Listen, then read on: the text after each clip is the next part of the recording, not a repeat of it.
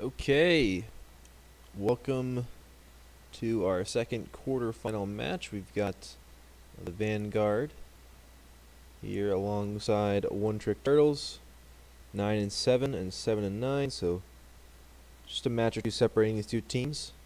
It should be a close series. Should be a good one for sure. We're only going to have 3 games tonight, and assuming there's not a sweep, we'll get the other games tomorrow. Is the plan?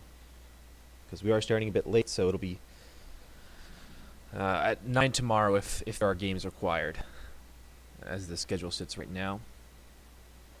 And we're going to get the Pike and Lucian bans, so some bot lane taken off board along with Zaya. Seeing Daira Khan has been definitely a priority still. Lissandra's also been a strong champion recently, so some newer champions sort of in popularity that have risen recently being taken off the board there. Lucian's been good ever since that ADC sort of rework. He's just been good because he's a strong laner, and in this league where there's a lot of fighting, a lot of kills, he's very effective. Malzahar been taken off the table too, so there's 2 pretty good, basic CC control mage sort of style champions been taken off the table, so Izzy can't get his hands on them. But he's going to go real aggressive right back into LeBlanc here for him. So he's going to look to go aggressive in that laning phase, take away the safe option, so he decides to go aggressive with it, and the Ryze going to be the response. I assume that will be in the mid lane. Ryze can get outranged a little bit and can struggle if he's unable to dodge that chain. He can definitely lose the trades with LeBlanc. But once he gets a few items, he can definitely punish her in the side lane. Sivir going to be the second pickup there for OTrkT. And Marina Nocturne as well. So the champion that was very popular for a long time, and then sort of fell off.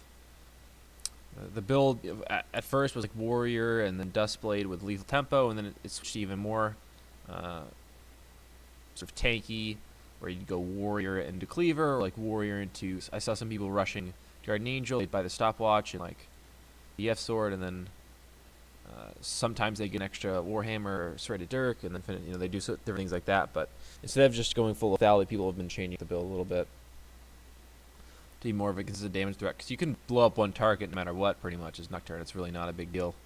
Don't need to invest more into single target damage. But we're going to get the Jax here. We've seen this in the jungle recently, both in the series, our last quarterfinal series, and in Pro Play in the finals, the World Finals. But could definitely be a top lane pick. Still is a good matchup into Nocturne early, so I wouldn't be surprised if that went jungle.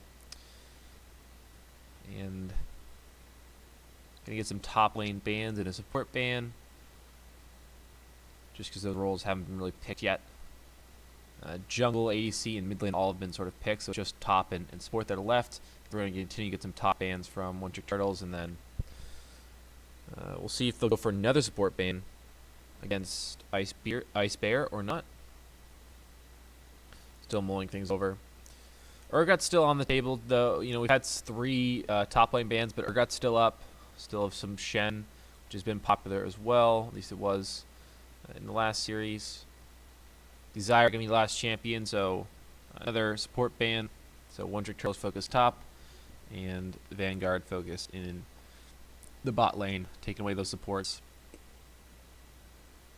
Still could be some flexing around here for OTrkT. Vanguard, you know where all those champions are going, but OTrkT can definitely flex if they want to. Going to be Leona pick here with a Sivir.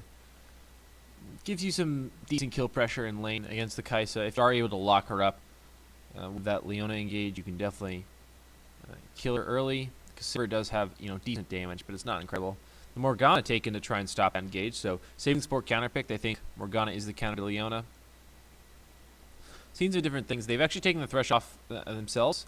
Thresh is actually a pretty good counter to Leona. Alistar's not bad if you can headbutt the Leona away before the stun comes in. And Alistar's also just been a really high priority support recently. But Poppy's going to be picked up to last champion, so that'll go top lane. And a surprising pick here. We got a Mordekaiser. So this is going top lane, I suppose.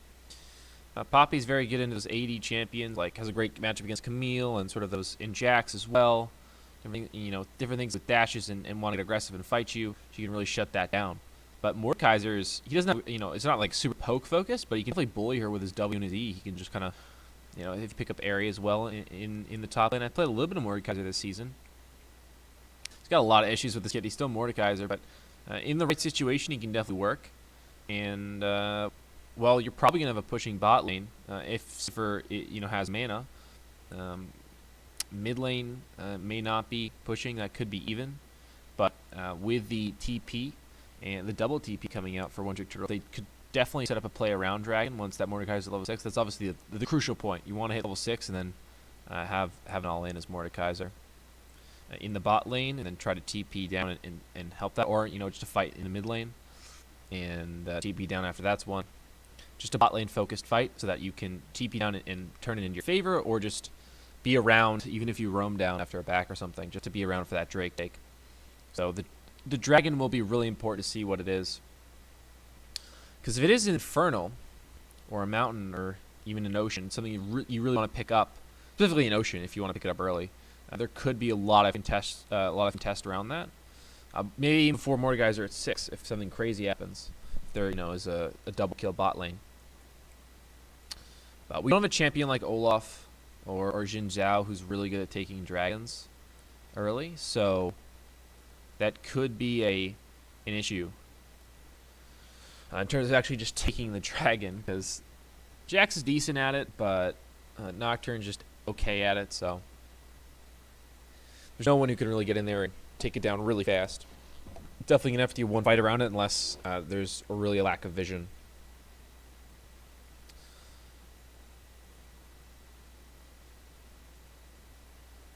Alright, just about a minute and a half left on the spectator delay. There's nothing real notable in the summoner spells, just the TP on Rise, but there's a definite possibility for the 1-3-1 to be established for OTrkT at some point in the game. Riser gets split, Jax and Mordekaiser can split as well, situationally, but that is sort of shut down by the Nocturne pick. If he does have ultimate up, that can be an issue. But with Sivir, you can just hold mid lane forever, pretty much. So if you do play the macro game really well, you can definitely get advantages splitting still, despite there being a Nocturne pick. Both teams can 5v5 to some extent as well. Most of these games come down to mid-game skirmishes, it feels like. Sometimes true 5v5s, and sometimes 3 or 4 people on each side. But there's still a possibility of splitting, and then providing pressure on the side and using that TP to the advantage to get to team fights that you normally wouldn't, because you do have that 1 TP advantage. But I am excited to see this LeBlanc. They banned away 2 control mages that have been played, the most popular ones at least, and the LeBlanc is the immediate response. So I'm excited to see if Izzy can really do a good job on this pick. They first picked LeBlanc, but also got the Kaisa. It just seemed it's sort of a little.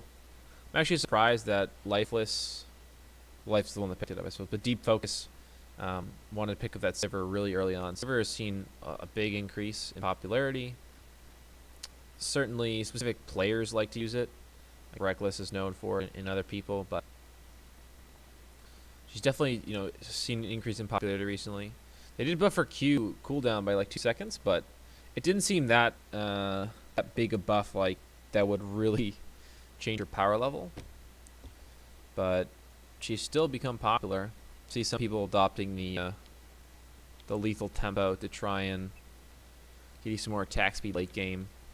And it's just a better keystone for her overall, because Fleet Footwork isn't all that great as the keystone right now, unless you use the movement speed really well or whatnot. But it's still just not a very good keystone if you are a ranged attack a champion.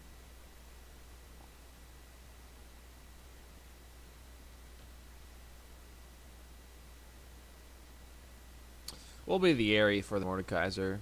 I expected that for the keystone, but it's gonna be precision secondary, which is a little surprising. I'm not sure what he went. Honestly, I'm not sure what he went for in there. I would assume like Triumph and Coup de Grace, but Overheal's also a potential pickup. I don't think Mordekaiser used it super well, because a lot of times what'll happen is you won't actually be at full health. Like you'll, like, 'cause your abilities like give you the shield. Like it just, you're not actually at full health a lot. It seems like a Mordekaiser. He has bad health regen. Actually, like I just don't think you get enough out of that rune. But it could just be the Triumph and coup de grace, or even Triumph and like something spicy like Last Stand or whatnot. I don't know.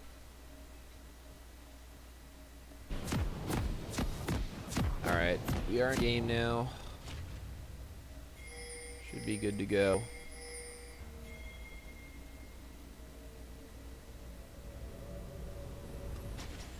Should be everything I need to change here.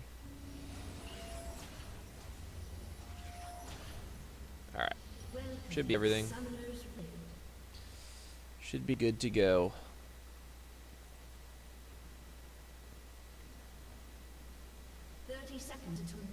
Have standard start here. Everyone just fanning out. Saw a lot of invades early in the season, but that sort of fizzled out as we got more organized. Teams got a little bit more acquainted with each other, and everyone got a bit more organized in general. Invade sort of lost a little bit of popularity. The only real big level 1 is the Morgana binding.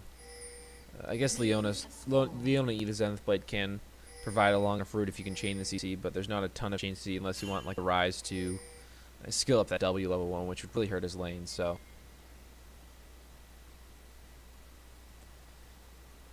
gonna be just some ward down to spot that crab. Both teams investing the wards. Really important to track that jungler early. Very frustrating when you lose a crab because your team doesn't put the wards down if you're a jungler, so take that away. Actually, that's an E start. Usually on Mordekaiser you'll start W. This will allow you to push the wave and also just gives you better trades level 1. E does offer a little bit more poke if you want to harass the enemy laner, but W gives you more sustain because it actually heals you, whereas E does not heal you. It costs health and gives you shield, whereas W obviously costs health as well, as all of Mordekaiser's abilities do, but it actually heals you and gives you the shield, from your passive. So the Mordekaiser skill that usually, skill up level 1 is W, because it gives you, extended trades as well. W is just better. Usually you do go E second though. For most Mordekaiser, you go W, E, Q, W max. Sometimes they'll put a second point in W at level 3, but it's usually, that's only probably against a ranged opponent. If you're up against like a Heimerdinger or Teemo or even Jace maybe at the top lane. Something like that, where you want them more sustained, because you're not actually going to be able to walk up and auto them with a Q anyway. Unless you get a gank or something. Jax did get the bottom scuttle, and we'll miss out on the smite for the top scuttle. Still level 2 though, so level advantage here. Busy gonna land the chain, forces flash away, Titan forces flash away from Tooler. So both mid laners going in hard, and Tooler gonna go pick up the kill. First blood, double buffs over to the mid laner, and now Busy's not able to get this kill onto the Jax, and he's gonna be forced to run away as the Mordekaiser does run down. Killer Death coming in to help Lifeless. Very optimistic names from both of them. And, well, when you get blue on Rise this early in the game, makes things real easy, because you can just spam the spell and push in the wave. Mana management on Rise is very important. But when you blue up, you don't really have to mention it at all, because you get so much mana back.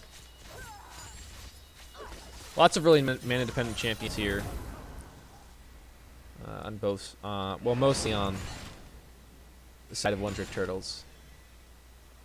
But the LeBlanc also does rely mana a little bit, so blue buffs are going to be a pretty important resource to keep track of and see if they're being handed over, who they're given to.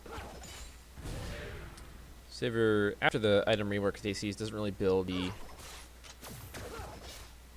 mana items anymore, because there's no crit on the mana item anymore on Essence Reaver, so it's really not worth her time and worth her gold to buy that. We're gonna get a gank bottom lane here. Nocturne coming in, binding does land. Icebeard gonna try to use his Zenith Blade to get out. Then the flash, the Aftershock procs. The Knight still gonna take him down. But Trump gonna pick up the kill here, and both heal and flash were used. Don't think they can do the dragon. Yep, Nocturne will just walk away. Just gonna go clear his camps, but still a good early gank. Gets the first blood. Trump did flash for that kill, but getting the kill on Kaisa for flash is probably still okay anyway. And they get the summoner spells out of the enemy bottom lane, so 2 summoner spells, 2 summoner spells, and a kill. Definitely worth there for the Vanguard. This Mordekaiser can still continue to push in as a slight CS lead. Should be evened out after this wave, but still the Mordekaiser pick did roam down earlier as well, so Mordekaiser pick getting the priority in the lanes is really important. I would assume it'll be a Rylai's rush out of the Mordekaiser. That is the standard for most Mordekaisers that I have seen, and when I have played Mordekaiser this season, both in bot and top lane, I always find that that's the best. Just because Mordekaiser, he's a melee champion with no dashes, no glap closers, and no CC, so he kind of needs to buy CC essentially in Rylai's in the slows to be useful in team fights. Otherwise, he just doesn't provide a whole lot. So I find rushing the Rylai's is really good on him. And I really like this pick coming into Poppy. Poppy's a good champion that really excels against bruisers and can bully other tanks as well. She's really good in both those situations. And Mordekaiser's, a mage. Really is the kind of a completely different class, as opposed to what Poppy's really good against normally. So that can really help. Gonna be a fight in a river here for the Skull Crab. Lifeless going in. Gonna stun on Titan. Tooler coming in. Not in range yet. Land the E, but W. Yep, he will find the W, and that'll be the kill onto Titan. TV coming in, so another 2v2. But the ult's actually gonna follow. So X-Ranger running in, but he's got the Children of the Grave going on him. He's gonna flash forward, get the stun and the kill. The ult's still ticking on him. He will not go down though. The heal comes in. He's gonna be okay. Ice Bear. I keep trying to say Ice Beard. Will go down. So in the end, well, a 2-for-1. Oh, flash forward. The binding will land. Incline looking for more. Tooler gets the passive, running away, able to dodge his chain. That's huge. Especially coming in on Vizzy though, so he can't be rooted up when Tooler gets the cooldown back up. The binding will land. This is probably his death here. Is going down the electric group proc, and he will die. Mordekaiser TP there. I'm surprised he didn't follow with a TP, but there weren't really any wards available. You would have had a TP to somewhere in the lane or on that control ward in the tri-rush, but just decided not to follow. And as a result, that was that fight. Would have been really huge too, because they could have gotten Dragon after. And of course, Mordekaiser loves Dragon. Speaking of Dragon, though, there's a fight here, and Mordekaiser comes down, Killer Death with TP, about to pick the kill in Incline. They will get the Dragon Ghost and the kill. Killer Death picking that one up. And now they're going to bring the Dragon bottom lane, not mid lane. Going to go ahead and try bottom lane, try to siege this one up. Silver with a good wave clear. They could possibly take this turret with the Dragon. X-Ranger cannot join because he does have teleport on cooldown. So he's just going to try and push out the wave and go ahead and kill that turret. Usually you don't want the Dragon to actually tank this because you want to have the cannon tank it. So that way you can get the maximum DPS out of the Dragon. But it shouldn't really matter in the end. The Dragon's obviously a sort of disposable resource, so it doesn't really matter if it tanks. But the reason why cannon mining is so valuable when you're taking turrets is because it takes less damage. But yeah, the Dragon was going to die anyway. The duration on the Raikkonen ultimate actually isn't that long. Nocturne coming in after the binding here. Flash forward from a Killer Death. He's getting feared though, and he won't be able to take it down Incline. Here comes Lifeless though, trying to pick up a kill. Avenge his buddy. He will do it, but now he might go down. Vizzy coming down. Two level advantage for him. Chain will land along with the root. Now Lifeless gets ulted on by Trump, and he's going to hop away, but I don't think it's going to be enough. Yep, one more auto comes in. Vizzy gets the kill there. A little bit of an overextension there from Killer Death and Lifeless. Going to be a 2-for-1 there as well. Meet a Cinderhulk for the Jax coming in. I wonder what the first item he's going to be for. He's got quite a bit of gold on this Mordekaiser. Will be the Yandri's first, or at least the Haunting guys first. It's possible he'll go for the Haunting guys and then build Rylai's. He just wants that damage immediately, that extra damage, and because Rylai's parts are like, they just give base stats. They just give raw AP and health. They don't actually give any passive or anything that can give you extra gold value. Because a lot of items The reason why they're so gold efficient isn't actually the stats themselves, the passives, right? They give good stats and they have big passive damage. Now he's going to play topside. Ice Bear is going to be able to flash away, but Titan's going to flash to follow. Special comes in, but that doesn't really work against the fear there. Titan turning charge forward. And everyone will get away. The Serval comes in there, really important. Movement speed able to get them away. But still, flash is expended. Nocturne will be off cooldown soon. Didn't actually have it for that play. And that one almost worked.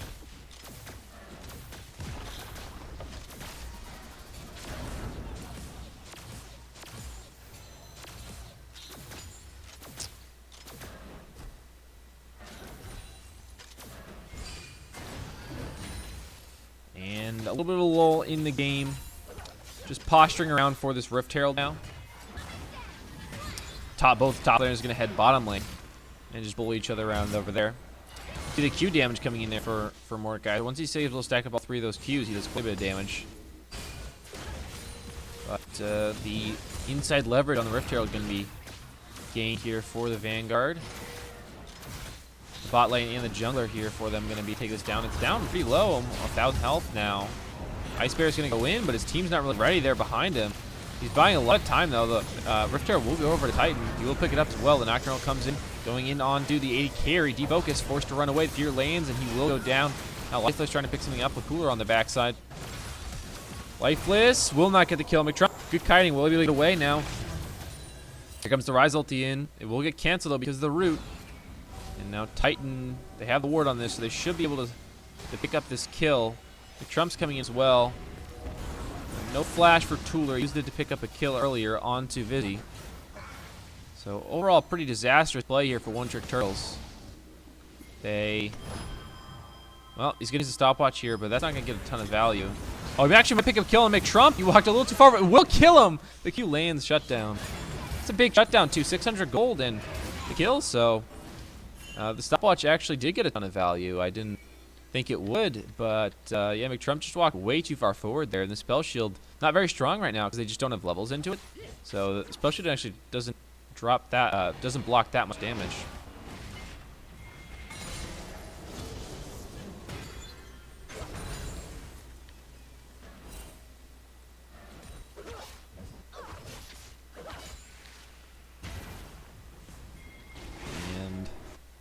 Mordekaiser are continuing to push in this bottom lane. I was talking about the split push. Mordekaiser just pushes the wave so fast compared to a lot of other top laners. Of course, you know, champions like Aurelia push it extremely fast with the Tiamat and Q. But Aurelia is good at everything, so can't really compare Aurelia to other champions. But compared to Poppy, Shen, you know, a lot of the tanks, a lot of the, you know, some of the bruisers. Darius pushes the wave okay. He can clear the backlines pretty quickly, but the melee he struggles with the melees because he can't really hit them with Q. You know, it's sort of the champions that struggle with that. But Mordekaiser, he just puts down his W and his E, and he clears the minion whips pretty quickly. And if there's a cannon, he just uses his Q. So he has to use all his cooldowns, but he clears the wave really fast, and that can put a lot of pressure on the enemy top lane if they don't have a good wave clear. You see the Poppy's investing into a lot of MR, going for the Spectre Cowl, the Merc Treads, and another no Magic Mantle, so I assume it's going to be an Adaptive Helm. Now, meanwhile, mid lane, a fight coming in. Tooler going to win the 1v1, but Incline's here to make this a 2v1. Now, here come the junglers in 2v3 now. Heal traded here, but now you can see coming in, Life is going to go down. No help from the Ice Bear. He was too far away. Was hanging out with his ADC focus. Going to be summoned here. Perhaps they can cancel it. The ult comes in. They will cancel the summon, and now they're going to probably get a kill here on Incline. Caught out the Serval comes down, and a embarrassing flash there from Incline, and he will go down. So a bit of a greedy summon there. Other Rift Herald will get not himself killed. Titan going to sacrifice his support's life. Incline. So he'll get away, but no Rift Herald, and that means the mid turret's still standing, so that's a big swing on the map there. Potential for mid lane turret being down for one side and damage for the other now. Perhaps just think too long, though. Nocturne does not have ult, but Vizzy and Titan are walking up here. TP coming down. That's Tom Bombadil. X-Ranger coming in hot. Fear does land here on Ice Bear. He's going to get knocked up. Going to stun X-Ranger, though. And now X-Ranger's way too far in the back line. The Poppy going down low. Ignited. And take it down. Killer Death did ultimate. I'm surprised he didn't put that down so that they could get a ghost to make taking the dragon and that ensuing fight much easier. But decided not to go for it. Went Leandri's first, so he actually decided to finish the rush. Did not want to go for the Rylai's. Perhaps that'll be his second item. Rylai's and Leandri's are very good together because their passives combo very well. The CD goes for it. Still, the Drake's going to be started here. Now Killer Death looking for something. Fight will go over, so they do pick up the dragon. Now this should make any fight completely uneven. He's got essentially an extra member here. Now Tuller proccing the passive, looking to get a root down on the incline. Flash forward from Let's, though, will stun and pick up the kill. Fight mid lane. The stun from Leona lands, but no follow-up here. So the Dragon's going to go ahead and put the rest of the team in. Probably get this first turret here. They don't have a Rift Herald, but they got a Dragon. Sometimes that's just as good. Taking up the turret right now. I'm not actually sure if the Dragon gets rid of the backdoor bonus. It doesn't appear. Based on the damage of the turret, I don't believe the armor, the extra armor you get when you, the extra armor reduction you get when you have minions isn't actually applied with the Dragon. But that Dragon does a ton of damage there, burning down McTrump.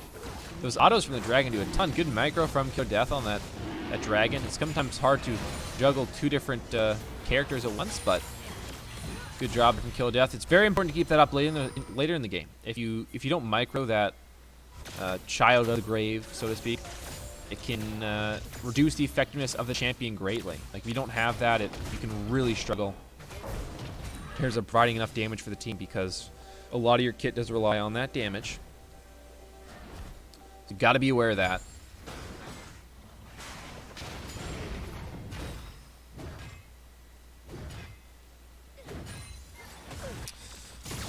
So another little lull in the game.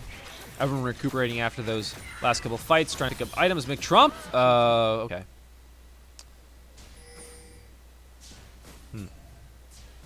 Well, he went lethal tempo. And lethal tempo isn't very good. And it's not bad. But when you're playing Raptors as an AD carry, you're level 9, and you don't have very much health. I hear healing and fleet footwork in general are pretty good at that, so perhaps we consider taking that keystone next time.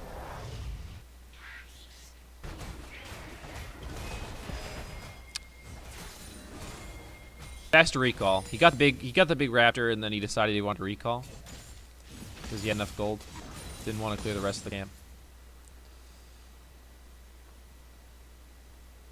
Well, moving on. One thing that is interesting is speaking of that, interesting builds. We got Leandri's coming in, burning down incline. He will be taken down. And now, Death force flash away, but Titan follows the child of the grave. The ultimate will not pick up anything. Titan's going to live through that one for sure. Because he didn't realize the ultimate wasn't able to slow him, and he wasn't able to get away. Oh, big chunk there. Now Vizzy getting stunned up, though. He's getting low. And, the kill defocused the Q. We'll pick it up. Big damage on that Q. I assume he maxed that one first. Does quite a bit. Yep, did max the Q first. So it does quite a bit of damage there, especially with that raw AD. Now looks like it will be able to get some pressure on this mid lane turret here. OTrkT Turtles after a really good play by Ice Bear. Coming in with a good CC chain. Basically no opportunity to get away to Vizzy. He had flash up and everything, but just could not get away. Okay, the Void Seeker going to land here on the Ice Bear, but will run away. Lifeless looking for the Rift Scuttle, going to clear some vision as well. Going back to that point about the builds before we got interrupted with that play in the side lane. And they see the Rise Rod of Ages build coming back, or at least Tulu thinks it's the best one to go for. Seen a lot of Archangels rushes, as opposed to the tier into Rod of Ages, which was sort of the standard in the early part of the season. You know, back 6-7 months ago when the season started. And before all the Rise nerfs. Yeah, now people have just been going Archangel, especially because the game time has lowered. Now, play mid lane, though, the Nocturne will land, but not find a kill there. As Flash away from Tuller will save him. Loon's Echo and the Blasting One picked up, though, for the LeBlanc. She's very strong, and they got a Dustblade Warrior and a Serrated Dirk here for the Nocturne, so he does a lot of damage as well. But pretty tanky is OTrkT Turtles. Even this Mordekaiser has quite a bit of HP, so does the Rise. Like, they both have HP items and some armor there for the Mordekaisers. One for armor. Now Incline being cut out, and will go down. Tuller lifting the kill. Good play from another good play from Ice Bear with a good engage there. Defocus getting condemned. Good kiting. He said mechanically both ADCs looked actually decent in this game. Ignoring the death to Raptor camp. In team fights, they've looked pretty good. Now Ice Bear coming down, looking for another pick on the Vizzy, but will be stored away. So Lifeless and Ice Bear will not pick up that kill in the jungle. Good rotation there from them. It was smart for them to go help out their top laner, and this pressure also allows them to still waste some jungle camp, so good plays by both of them there. So we have a Amp Tome and a Ruby Crystal here sitting in death sitting in the inventory for kill of death. So I'm wondering if he will go Rylai's now or if he'll go Morello. He's picked up a Warden's Mail as well, so he's actually got a really eclectic mix of items in his inventory right now. I'm kind of curious as to see what he will go for, because it's all pretty strange if I'm being honest. I don't really know what's going on. I'm not sure what he's gonna go for that Warden's Mail either. Could be a lot of different things. I assume he won't go for the mana items like Iceborne Gauntlet, or excuse me, is it Iceborne? Frozen Heart, I mean. There's a lot of icy and cold items, but I found the right one eventually. Just because Frozen Heart, yeah, CDR is great on Mordekaiser, but yeah, you don't want the mana. Rando and Zoma gonna come in, so that makes some sense. There are a couple Warden's Mail items that actually don't give mana. Rando and Zoman is one of them. I said Rando and Zoman, right? I think so. Casted a lot of games, so spent a lot of time talking, and no one likes to hear my voice, so can't even listen to it myself. But now an engage coming in. Now it's a great pop ult. He's gonna force 3v5. Silverult's not gonna save him. Not enough movements to run away from this engage, but a good counter there. Ice Bear gonna pick up Vizzy. He's burned down, but I think he'll get away alive. Killer Death taking up stuff in the front line. There's Random Zoman coming in crucial. Now Lifeless jumping forward. Omnic Trump the flash forward. Tag him. Oh, and a flash away, but Trump flashed into the wall, and now X-Ranger gonna go down. A great counter gauge there. Ice Bear with a crucial counter, denying Vizzy's damage, and now, I assume they're gonna go Dragon, but looks like they're gonna go bypass it and go ahead mid lane. You actually do get the Dragon if the ult's on cooldown, so you can take the Dragon as Mordekaiser, and even if the Children of the Grave, the ultimate, is on cooldown for the Mordekaiser, you still will get the Ghost if you take Dragon. You just have to have a point in the ultimate. It doesn't matter if it's on cooldown or not. So it would actually be a better play, I think, for them to take the Dragon and then run the Dragon over to Baron Pit and take the Baron with it. Now, it's possible they are saving it so that they can go back over to it and then push with Baron buff. Like with... okay, that Rise ulti wasn't going in the right direction. But I would have thought you want to take the Dragon first. That would make it easier to just take the Baron. But I guess they wanted to rush it down before any respawns came in and then move over the Dragon. Now Deep Focus taking a chunk there from Vizzy. Wasn't able to land any the rest of the combo. Otherwise, Focus might have gone down. Now it's going to be a test on the Dragon. Oh, stolen by the Nocturne. That means no Ghost. But one kill's picked up trade there. But a good smite there from Titan. That'll give them some hope later in the game. Picking up Infernal, this gives you some more scaling, especially when you have a Kaisa, a LeBlanc, and a Nocturne. All champions that really use that well, and even Morgana. Ice Bear with the flash forward. No flash onto the 80 carry, and now down he goes. Deep Focus picking up the kill, but that's all Ice Bear. Good flash forward and ultimate to catch him out. And now they got a big Baron wave. No Dragon because of that steal, but still a good... Oh, and a clever use of the Sivir ulti there. If you don't know, Sivir ulti actually speeds up minions as well. It doesn't speed up just your team. It also speeds up it speeds up all allies, even minions. You can also do other things with Rise ulti to move minions around, but unfortunately that is not available anymore after that interesting play from Tooler. But they're continuing to push with this. Now Titan's getting cut out. Down he goes. Now the Ghost is picked up.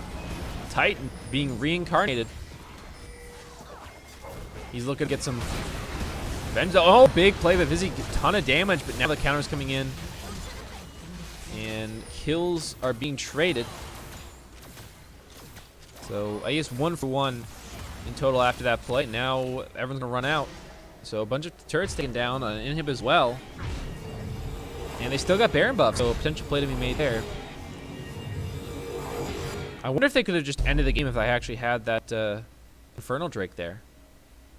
Because that was a huge smite there coming in from Titan. If Titan hadn't smite that away, I think the game would just end. Especially if he committed. If he didn't commit and they got the Dragon, maybe they can win a 5v5. Or 5v6, I guess. But, you know, if he goes in there, doesn't get the smite, and dies, I think that game is probably just over. Because they have no Nexus towers. Like, imagine if they had a dragon, they could have just ended the game. Well, you can also cast Mordekaiser W on just yourself. You don't actually need an ally around you to do it. Perhaps Killer Death wanted to get the extra damage. So the way Mordekaiser W works is that you can cast it on yourself, but you don't get the swirling like metal damage. You need the ally. You need to cast it on an ally and have the ally near you. So if the ally walks out of range, you don't get the damage anymore. But that swirling damage does apply the Rylai slow. It applies, obviously applies basically all spell effects. So it's definitely, you always want to cast it on an ally if you can, and you get movement speed toward an ally that you've cast it on. So it's pretty helpful. Now with me another fight though, testing this inhib. Now Nocturne comes in. Gonna go in the back line. Killer Death though picks up a kill on a rampage. Now he's flashing forward 1v3. Ult coming in. McTrump might not survive that. Making everything up as Killer Death as the Rylai's now, and those slows are coming in. Not anyone from even getting away. McTrump will revive for the other team. Good micro there from Killer Death there. Could use the ghost. And that will be game one. Heading over to the side of OTrkT, pulling out a spicy Mordekaiser pick. And it gets them the win. 7-7 at the end of that game. Pretty impressive showing.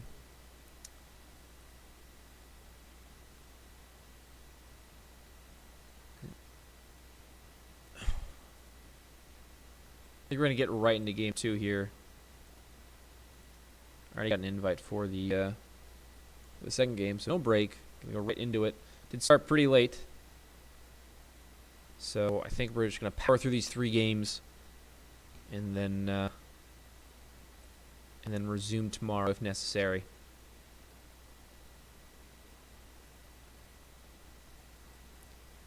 Got everyone in here. Yeah, so it looks like we'll start right away. No breaks for anyone here.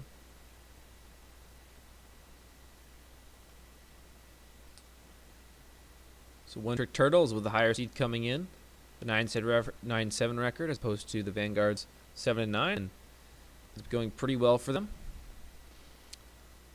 In game 1, taking the victory, living up to their seed there.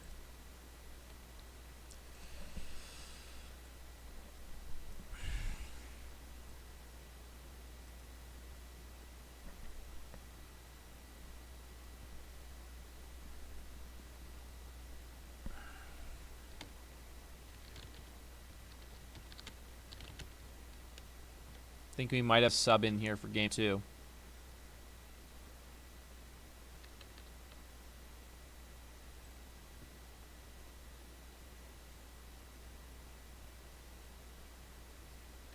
Oh, never mind.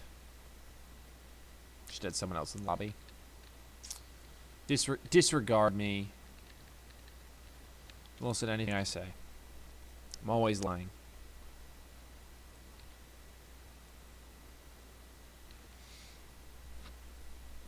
People have to like juggle around in all the slots, so I got confused for a second there because we had someone else in a different slot. So in order to like align themselves in the lobby, they have to move in and out. Because for some reason you can't just like select the slot you want. I don't know.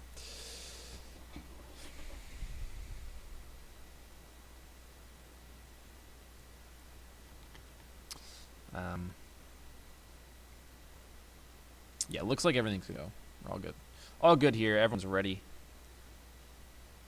I think we have one. We're waiting on. I think we're waiting on one more person, and then we'll get into game 2. I was excited to see the Mordekaiser. Definitely fun to see. Not sure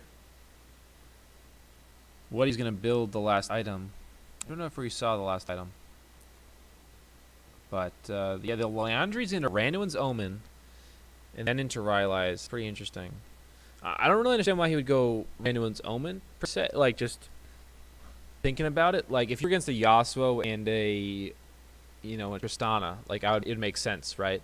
But you just have one source of crit damage, and that's Kaisa. And you know, I can understand getting random zone even if you're against one crit damage source if you have like other 80 sources. But Poppy, your lane opponent, is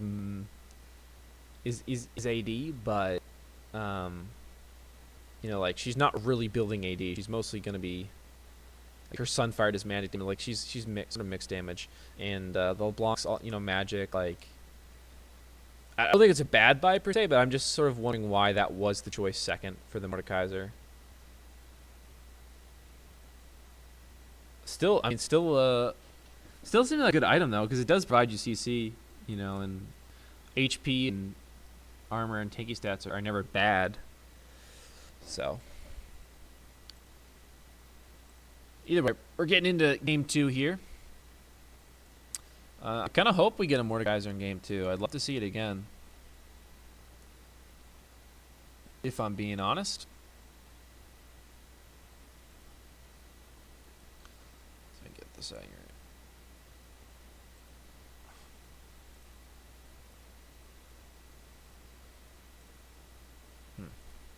All right, gonna get similar bans here.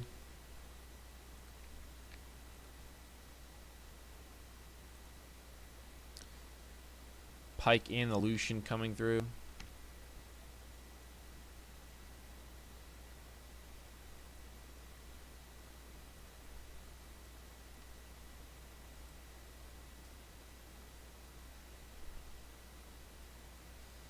Sorry, I'm just playing with some of the stream settings here.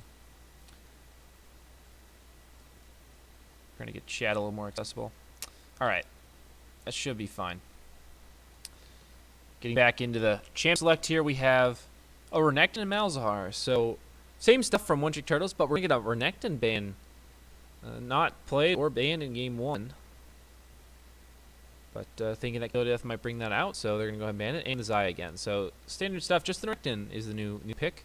See if Lysandra comes in for OTrkT to complete again. So yeah, so just the one change, the Renekton coming in. So still might get that Mordekaiser. I'd be excited to see it. Could also be flexed to bottom lane. I'd like to see it again. It's pretty interesting pick, and was fun to watch actually.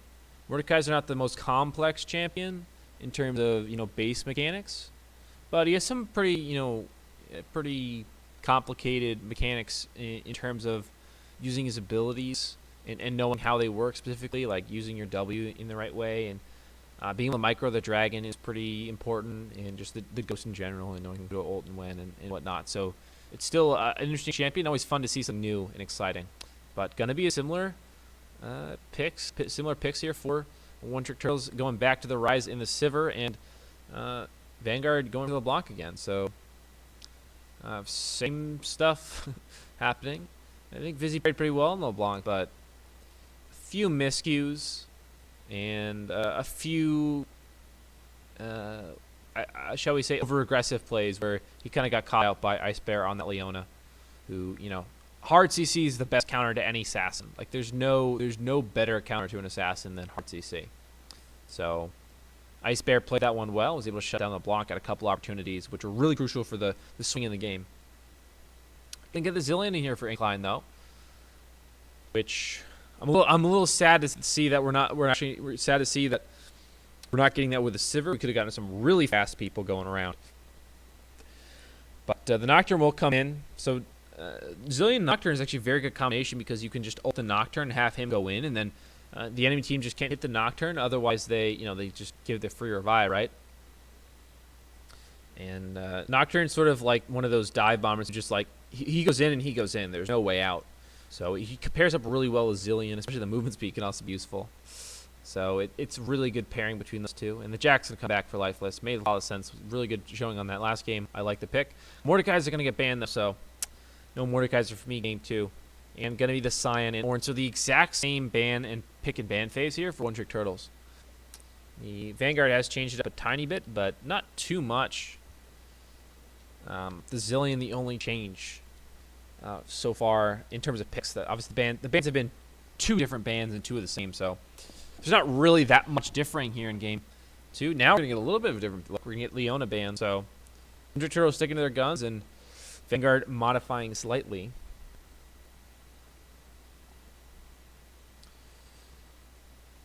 Well, Gragas. Okay, so instead of a Mordekaiser, we might get Gragas, another AP champion up in the top lane. We'll see if he decides to build AP at all, or if he'll just go for possible Abyssal Mask into tank and different things. Catalyst, you'll Catalyst and then tank items. Or you just go Abyssal Mask against an AP opponent on Gragas top lane. Could be Jack's top lane still. But based on the fact that Lifeless played the Jax last game, I'd assume that's just the Gragas top. Oh, Vayne. Okay, Vayne's going to be the pick in the bot lane for McTrump. I'm a little surprised by that. The Kai'Sa's up, and I think Kai'Sa, if I'm being really honest, I think Kai'Sa's just kind of a better version of Vayne right now.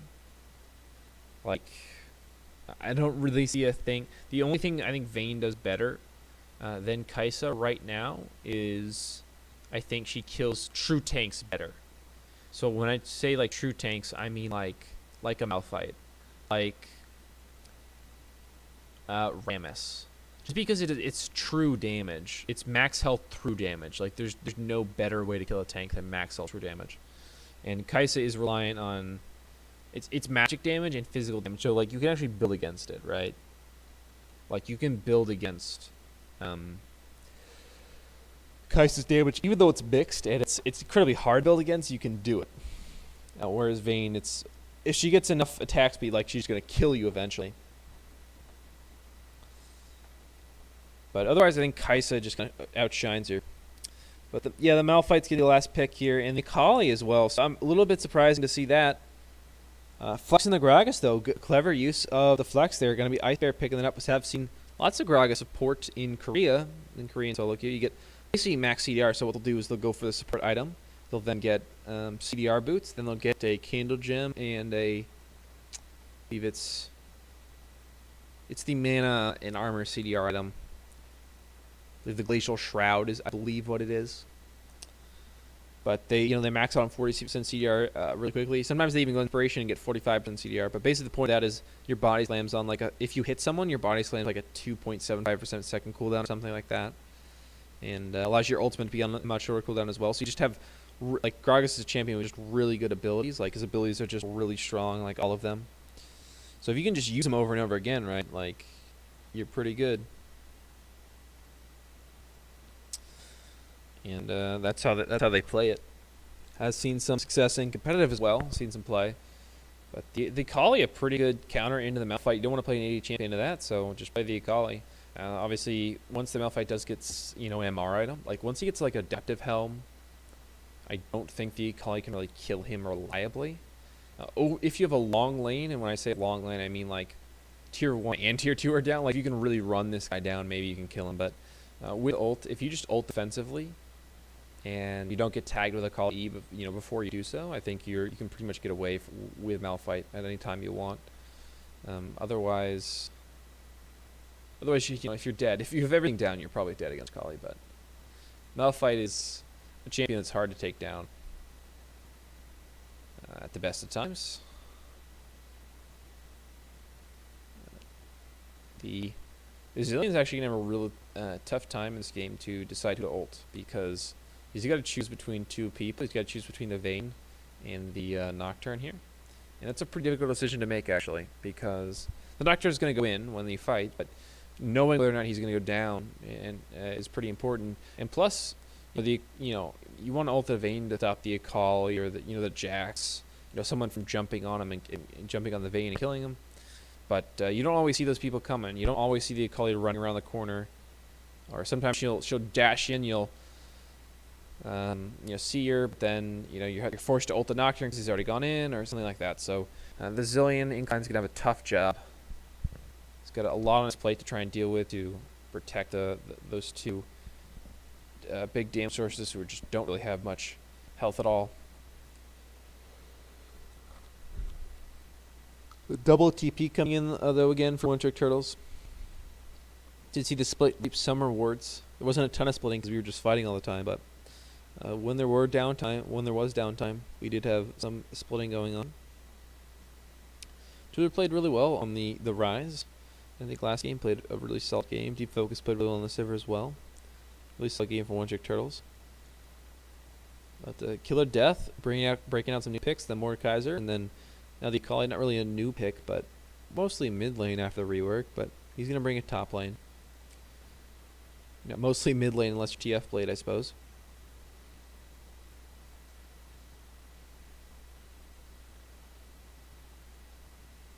And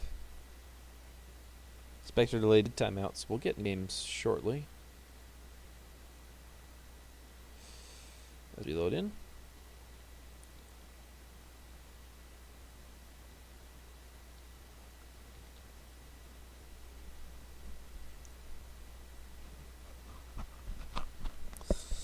Death actually won a grasp on the Akali, and X-Ranger went Comet on the Malphite. Now we've got the lethal tempo Vayne. So a couple interesting choices.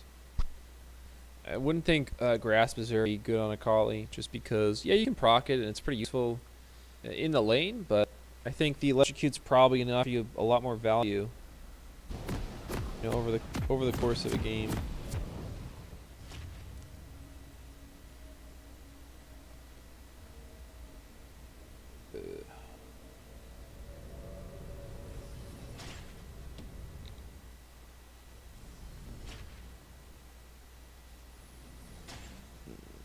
Just updating the labels.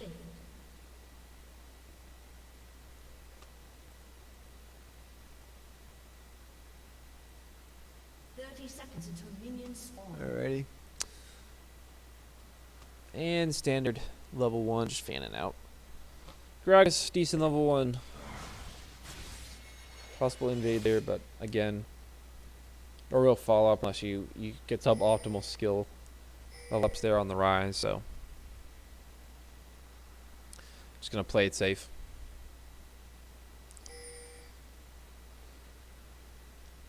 Minions have spawned. Ice Bear, just hanging out. The camera loves him. The fans love him. What's not to love? Gonna get some scuttle wards down. Winter Turtle's not actually putting scuttle wards right now. Maybe they'll go throw them down before they leash.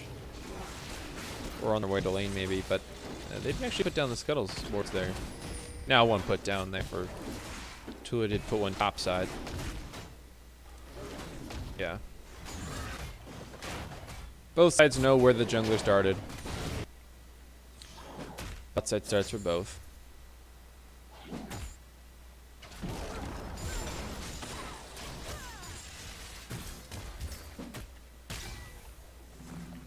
The Comet Malphite can definitely get you some good harass early, but you do run out of mana quite easily on the Malphite. One crafting potion tried to solve some of that in the early game, but it can be very difficult, even the crafting potion, to sustain mana if you're just throwing out your Qs. Probably a Manifold ban. Tooler getting traded on aggressively, but claps back, as they say, up against that LeBlanc.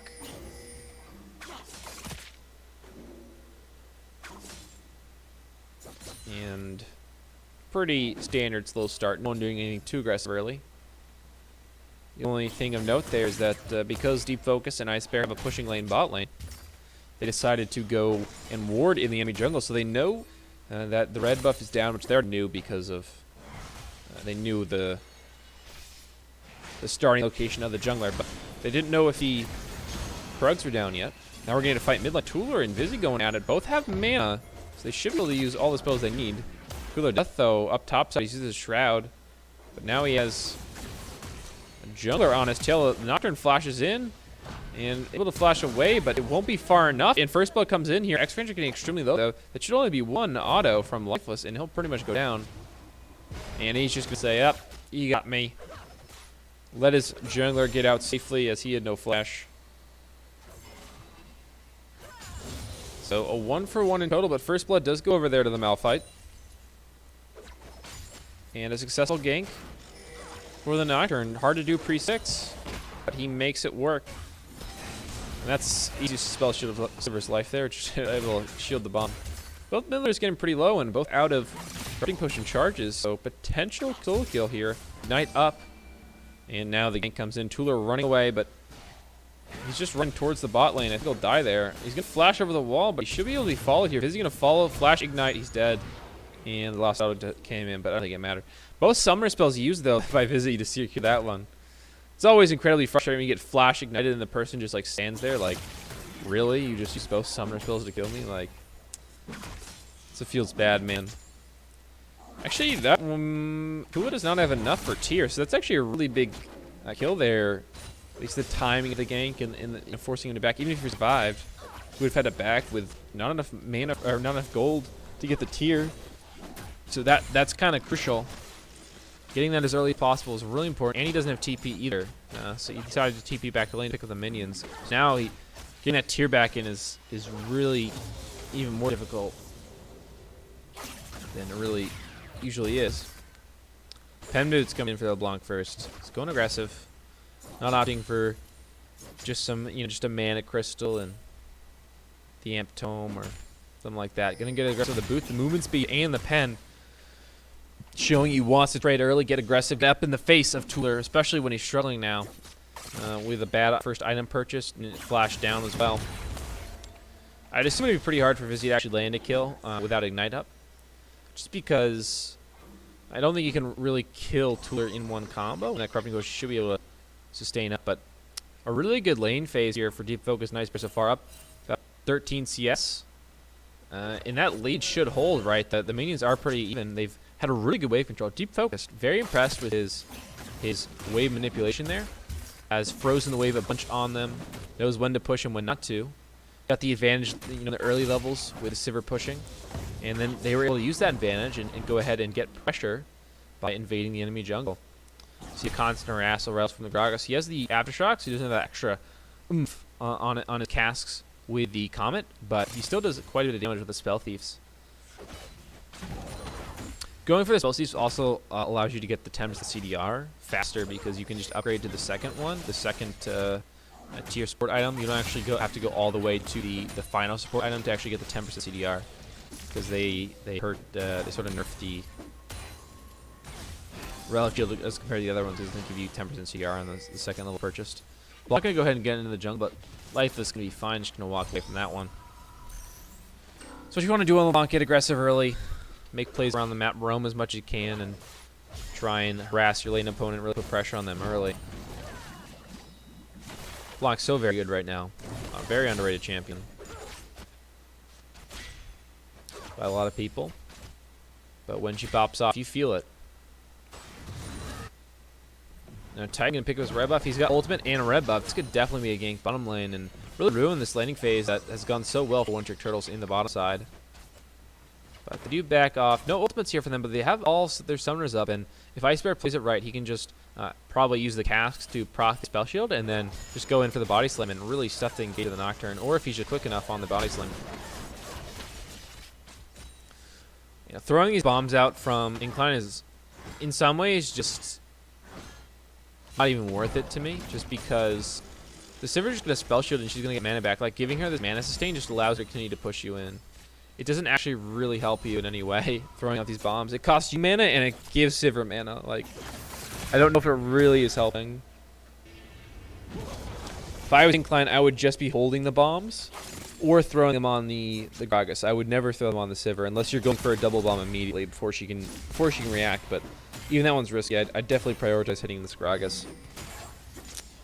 Tier will come in now for Tula to get that back in, so he was in a really rough spot for a minute there, but able to get out of that one.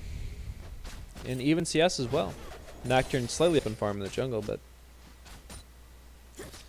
otherwise the only real difference in terms of farm is the bot lane. It's about 10 right now, so about a wave and a half.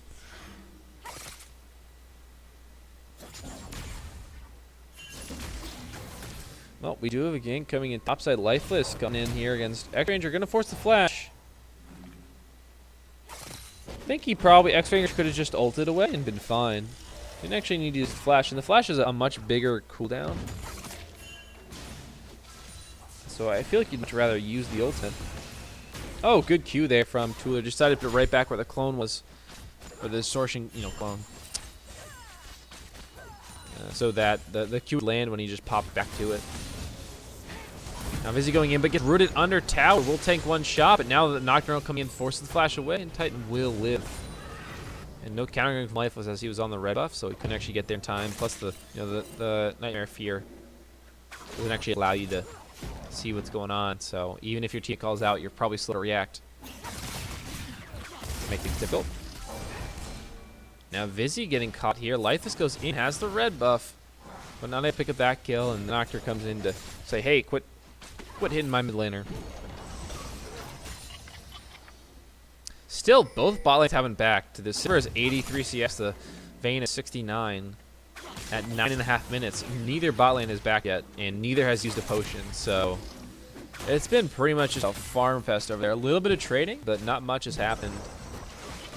Now Incline looking for that bomb, not going to land it, and the ult coming back in. Incline's going to have to force the ult onto himself. He's going to resurrect here.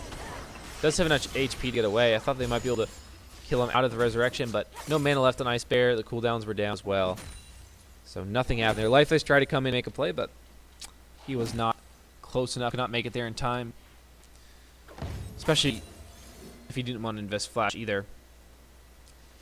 I think the Sivir will probably have enough for Stormrazor on back. She's got 2,900. Yeah, she's enough for Stormrazor. You could go back and get just straight up full item.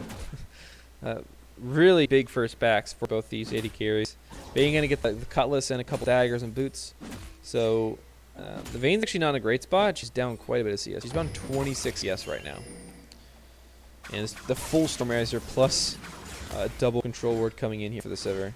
The Sivir is actually very, very far ahead. Got quite a nice advantage for herself in the lane phase. Deep focus and Ice Bear doing a really good job landing here in bot side. Do have to watch out for that Vayne though. The Vayne with his lane combat like that's gonna be scary, scary late game. Even if you're a little bit behind, you know, Vayne's still very, very strong. Once you get that 2-item spike. Now an ult in here. Killer Death forced to flash away, and now Lifeless comes in here for the gank and the ultimate. Dash back, and Lifeless will pick up the kill in the end, but good gank there. Good bait as well by Killer Death. He's not doing too great in the top lane, and Malphite's very hard to lane against. He's picked up the Catalyst and MR, so he's pretty hard to kill, but good gank. And they're going to pick up that one on the Malphite, baiting out that ultimate, so he couldn't escape. And now a root coming in here. The Nocturnal lands, but the stopwatch can keep him alive for a little bit longer. Lifeless not able to get there in time, so no trade comes in. Gank ends up working out, and at the cost of a stopwatch as well, which is rather crucial. So a really important item to have. He's going to go for the Catalyst again, so the Rise build, Tuller likes the Rite of Ages. He likes the Rite of Ages, not the Archangel's Rough.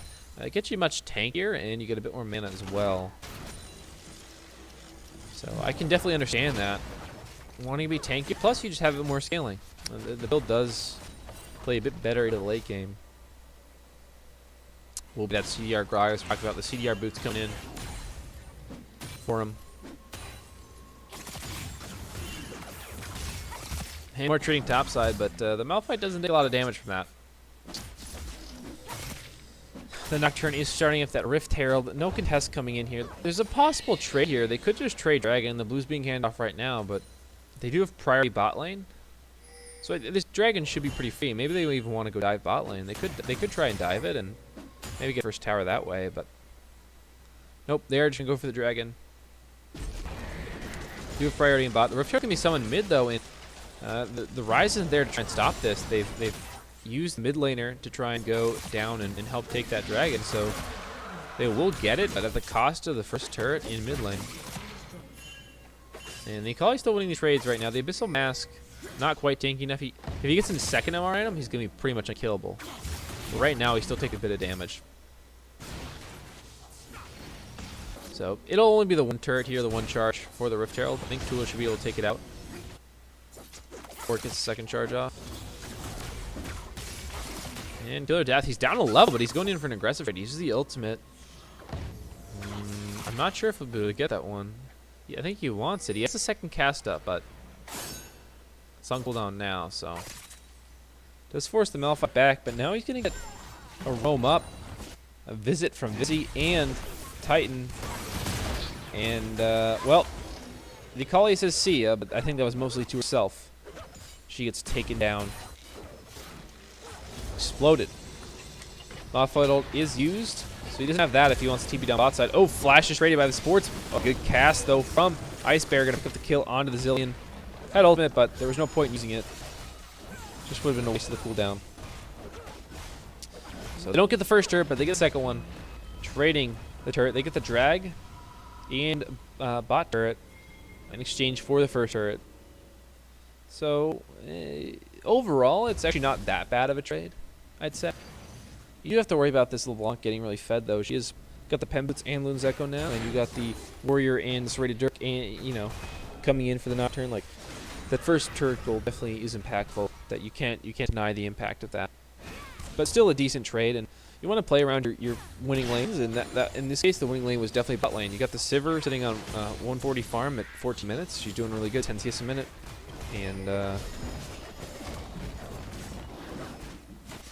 that's your win lane. That's what you want to play around. Your top's not doing great, and your mid's even right now. He's not even a little bit behind actually because of the kills, but you just want to leverage that lane and use that as much as possible, and they do there.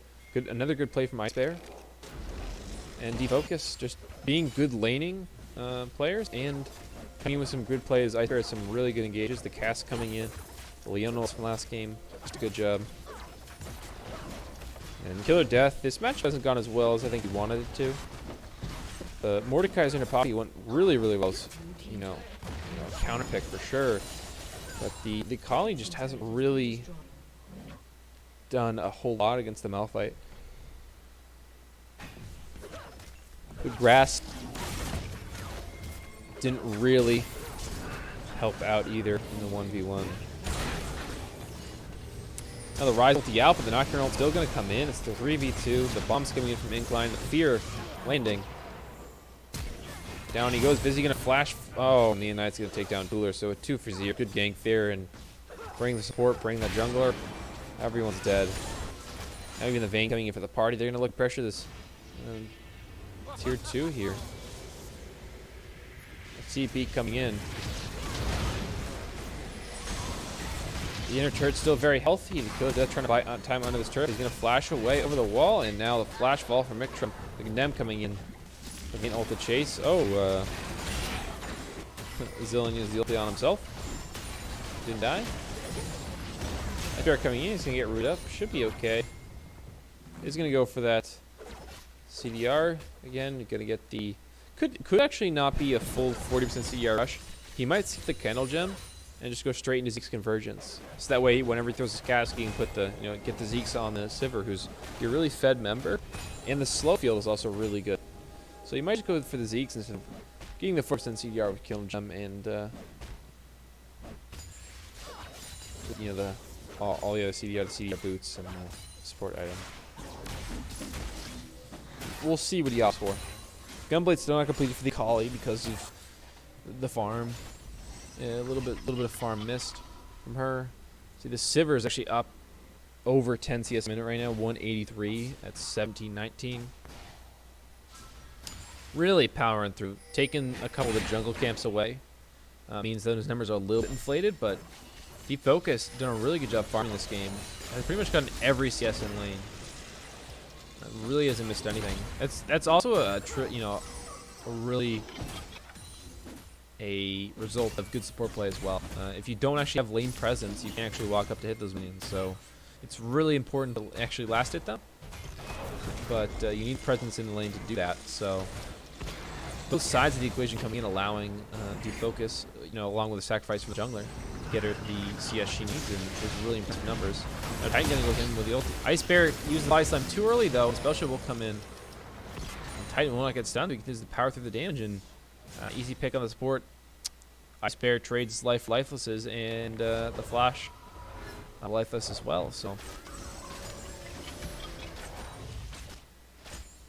sacrificing for the greater good of the team, I suppose. Glacial Shroud coming in, plus the low magic mantle. So this will be a Zeke's first, it looks like.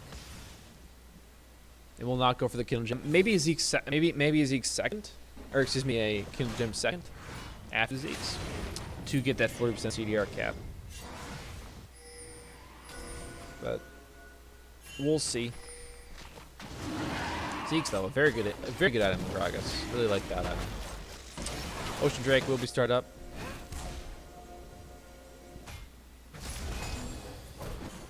The side of OTrkT isn't actually that weak right now. Their kill numbers don't look too good from, especially in the solo lanes. But the Sivir is very strong right now. Again, over 10 CS a minute. The Ryze is farming really well. The only person really lagging behind the farm is the Akali. But she's got Gunblade, and it's really once she gets a Gunblade spike, as long as it's not too far behind, she's still strong, you know. Obviously, you'd rather have more items this time, but it still came in relatively on time. Even if it was a little, you know, a tad bit late, so she can still kill that Vayne. She can still kill the LeBlanc. She can kill everyone really quickly, except for that Malphite, basically. He's the only one who can really withstand her burst. If she hits every ability on someone, they're gonna die. Nope, Lifeless gonna pick up with Smite. Not gonna keep going to Vizzy, but Nocturne coming in for counter gank. Titan coming in. Will go down. Titan picking up the kill here. A little bit too aggressive was Lifeless there. Didn't respect the Nocturne coming in. Thought he had his mid laner with him, which he did, but was not in range to actually help him.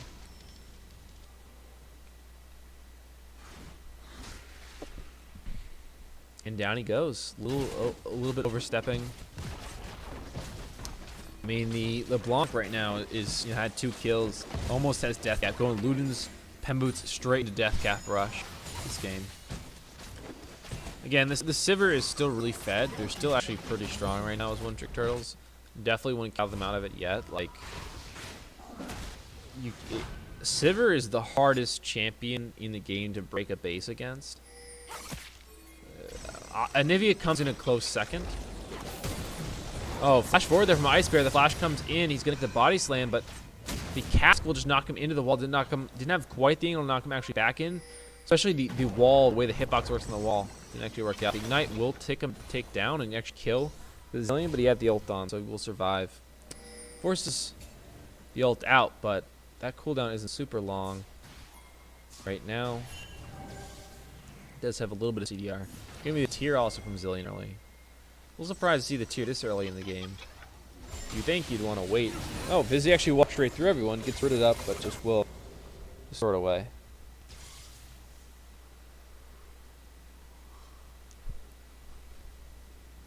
Static She is second from the Sivir. Up 60 CS now on her lane counterpart. Rage Blade coming soon to the Vayne though. Within about 700 gold of that. Once the Sivir gets Infinity Edge, I think you can fight for the side of OTrkT, but until that point, I really don't think they can. Oh, well, Killer Death trying to make an aggressive play here, but it's 2v1. Zillion, no ulti. Oh, he one-shots in the execute damage from the ultimate cast coming in. Now Zillion, Incline forced to flash away. Down goes McTrump. Was not able to dodge second cast the ultimate. Just absolutely annihilated him. Not even really sure what to say about that. Fortunately, though, gonna get caught in the side lane. On the other side of the map, the fight's breaking out. Titan going for the ultimate. Deep Focus gonna flash away. Gets flashed after. Trade kill comes in. Big shutdown onto a Nocturne. 750 gold. Now Incline's super low. He's got to be careful he doesn't. Oh, the Ryze ult gets interrupted from Incline. Clever play there.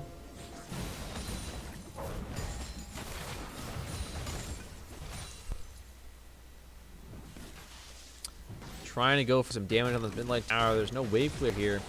The LeBlanc's a little ways away. Really shouldn't get his tower though. Seems unlikely.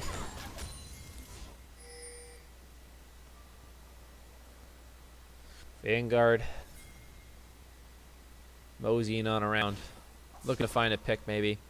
Malphite walk animation on the skins looks so dopey. He's like walking around. Wag his head. I suppose all the Malphite walk animations are like that, but that skin especially.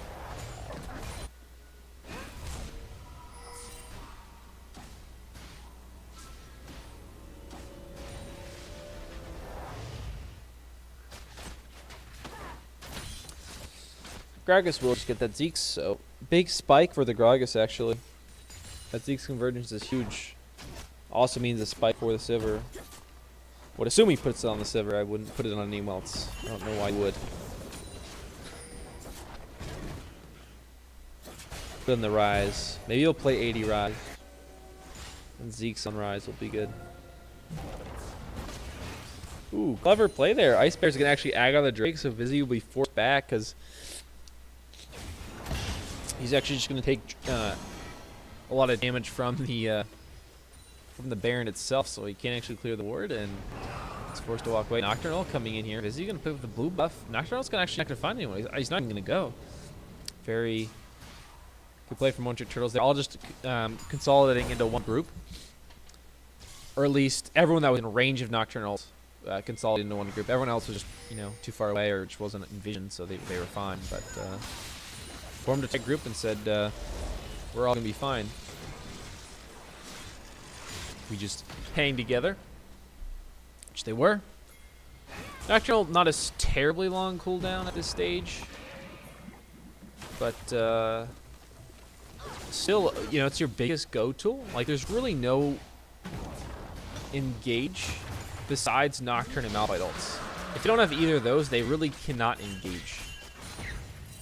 Perhaps besides a stray, maybe a double bomb from Zillion, but those are the two go tools, is Nocturne and Malphite ults. And you preferably want both. One's okay, but you really need both to start fight with this team comp specifically. Assuming it's a multi-man team fight. If you're just finding a pick, you don't need them both, but definitely a full team fight, you need them. The other side, OTrkT not super reliant on their ultimates. I'd say the Gragas the only ult really reliant for the team to fight. The rest are just helpful to have. Trying to bait this, but they did see this on the ward in the Pixel Brush. As well as they have a ward in the pit, so they knew they couldn't be there. So the Death Brush doesn't work. Gonna start up the Baron though. They don't have any wards to check this in terms of Farsight. But now Vizzy going too far forward will die. Now engage here from X-Ranger. Fighting back is OTrkT. The fear lands onto Tula. He will go down lifeless, taking up the front lane. Now Deep Focus forced to run away. McTrump flashing after him. Will take him down. Now lifeless goes down as well. And now this means it's a 4 for 1, and I think a free Baron as well. Playing on the backside as they have the Ocean, so they should be able to heal back up. Titan getting a little bit low, but they should be fine. Oh, here comes Killer Death coming in. He's got the Shroud. Gets the Q's down the ultimate, lands on 2, but he gets stunned up. The Condemn into the wall. Down he goes, and well, short-lived was that high-fee play. And I think short-lived is the rest of the game for certain. If they play this correctly, I think Vanguard should be able to end off this push. After they reset and buy their items. They should just be able to push the Baron and end.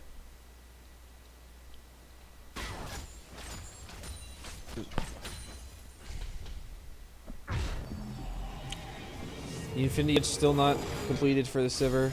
Needs about 400 more gold. Maybe 300 now, yeah, about 300. 250. At 250, I believe it's like 1225 or 1250 is the combined cost after you have the BF sort of pickaxe. I believe. Don't quote me on that.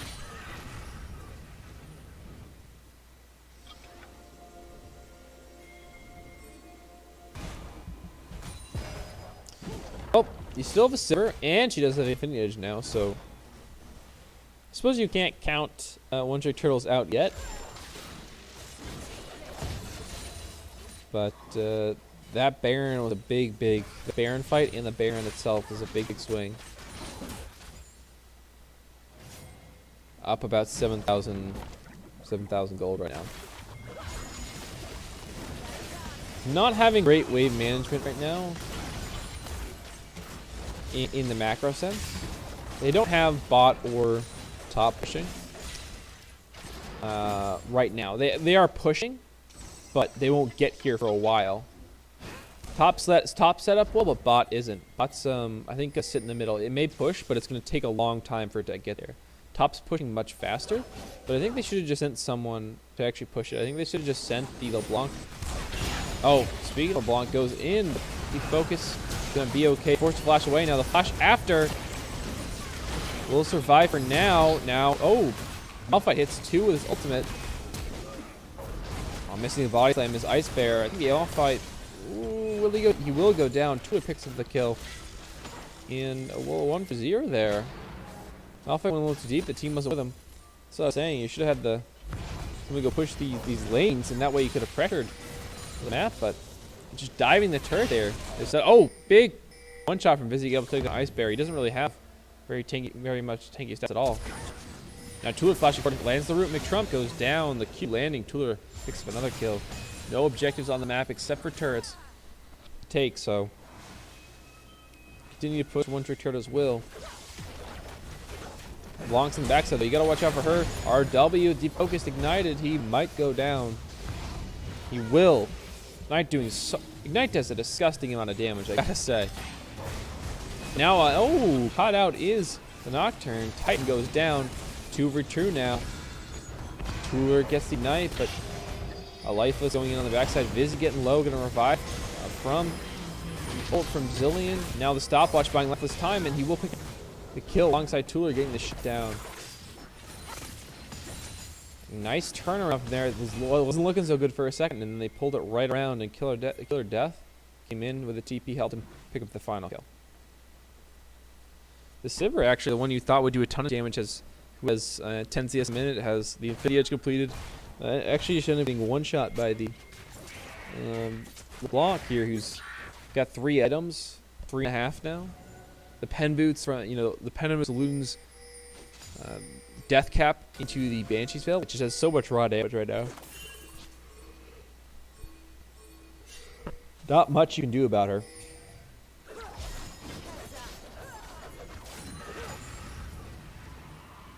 Rite of Age is now fully stacked for the Rise. Get the Archangels as well fully stacked. A lot of stacking for Rise.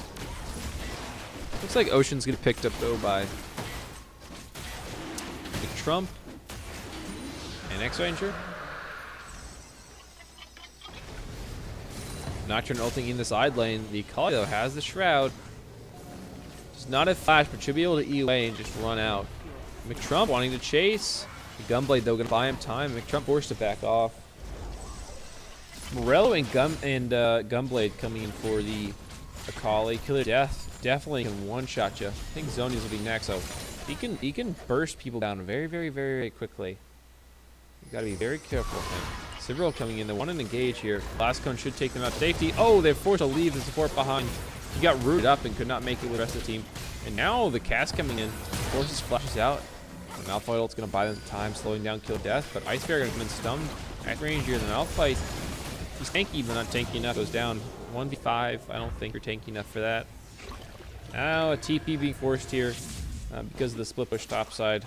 LeBlanc will be forced back here by Rise. Gonna keep him from taking any turrets. Baron's up in a minute and a half. But respawns will come in by then.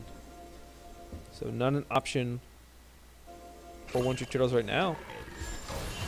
Poised to take this game. I thought it was going to go really poorly for them, but they won that fight with Baron when Vanguard had Baron and decided to overcommit under the turret. And now they got a potential Baron of their own in a couple of minutes and are pushing for an inhibitor. Blanc's in from the backside though, and Nocturne as well. They go here, and the AD carry's gone already. Life is going to pop the GA of Titan. And Blanc on the backside is going to pick up another kill on the Ice Bear. The bot lane already down for the count. Killer Death running away, but he will die. The Lifeless forced to run for his life, hopping away to Tula, his teammate. Speed up will come in, but Vizzy will not commit off that. Didn't have any cooldowns left after using them all to kill Ice Bear. So a little bit too greedy there. They do get the turret, but no inhibitor, and now the Baron spawning soon. They won't have inside leverage for that because they won't have the ward set up. It's not on the map right now. No, McTrump going forward. We were chunking him low, but he's getting low himself. Flash forward there from Vizzy. Oh, will he survive? The ult out. I think he's going to live. Yep, Cooler will live, and the counter kill there coming in from Lifeless. Going to take down Vizzy. And McTrump's low, so they can't really take the turret without McTrump. He needed to be at full HP for this, and because he's not, he's going to be forced back. I'm trying to heal off these minions here, these raptors. Healed some, plus they got triple ocean, so he should be back to full health pretty soon. He's got 3 items on this main. He's very, very scary, but he got 3.5 on the Sivir. The CS difference coming in huge, despite being down a couple kills. The CS difference more than makes up for that. Really giving Deep Focus a ton of gold. Void Staff coming in for LeBlanc, so she's going to one-shot even harder now. Even if anyone had tried to build Magic Resist, it really wouldn't matter. Baron being started up here for OTrkT. They're going to try and keep X-Ranger in the pit, but he's going to find a way in. The flash ult. Now Nocturne comes in. But this might will go over to Lifeless. He will pick it up. Nocturne not able to get it. Now GA pops on the Nocturne. X-Ranger will go down. Should die here. Has flash, but there's no point using it. It would have died anyway. And now Sivir ulting, going to run to mid lane. This could be the end for them. If they can push with this mini wave in mid lane, they've got the exposed inhibitor. They could be able to end off this. They have a Sivir who can actually destroy turrets and clear minions basically instantly. As soon as she doubles that, like, yeah, they're just dead. Now the inhibitor goes down very, very quickly. Still 3 dead here. Another 15 seconds at least. Oh, ooh, Vizzy goes in, able to pick up 1 onto Killer Death. Tripping Vizzy trying to hold this one. But the chain hits the minion instead. Ice Bear comes in, stuns a Vizzy. Now Tula charging on the McTrump. He gets low. Oh, Tula's stopwatch buys him time. He's able to keep alive, but now Team Focus is focusing the Nexus and 2 well here for OTrkT. Sticking to their guns. Continuing to go with the Sivir Rise comp. They don't care what anyone says. They don't care if Kais is up. They don't care if LeBlanc's up. We're taking this comp, and it's working out for them.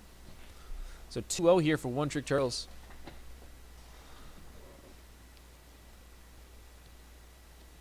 Looking to take the match in the first night. They don't even want to wait for tomorrow. So let's finish this one tonight.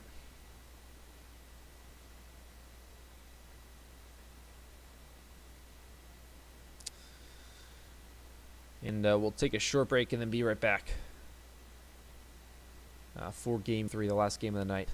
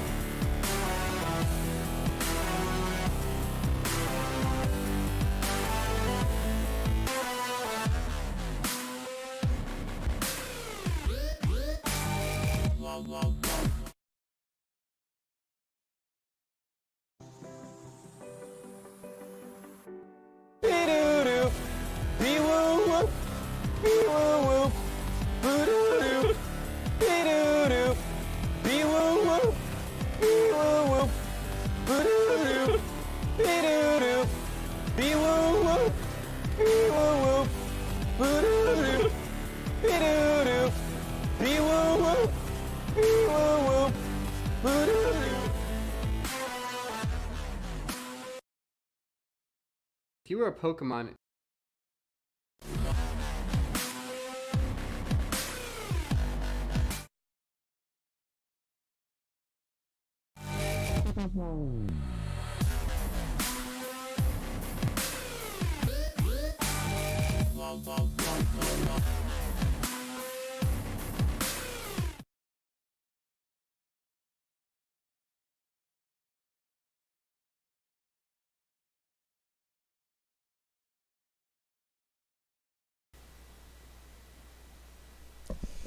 Okay, back for Game 3. this will be the last game of the night, even if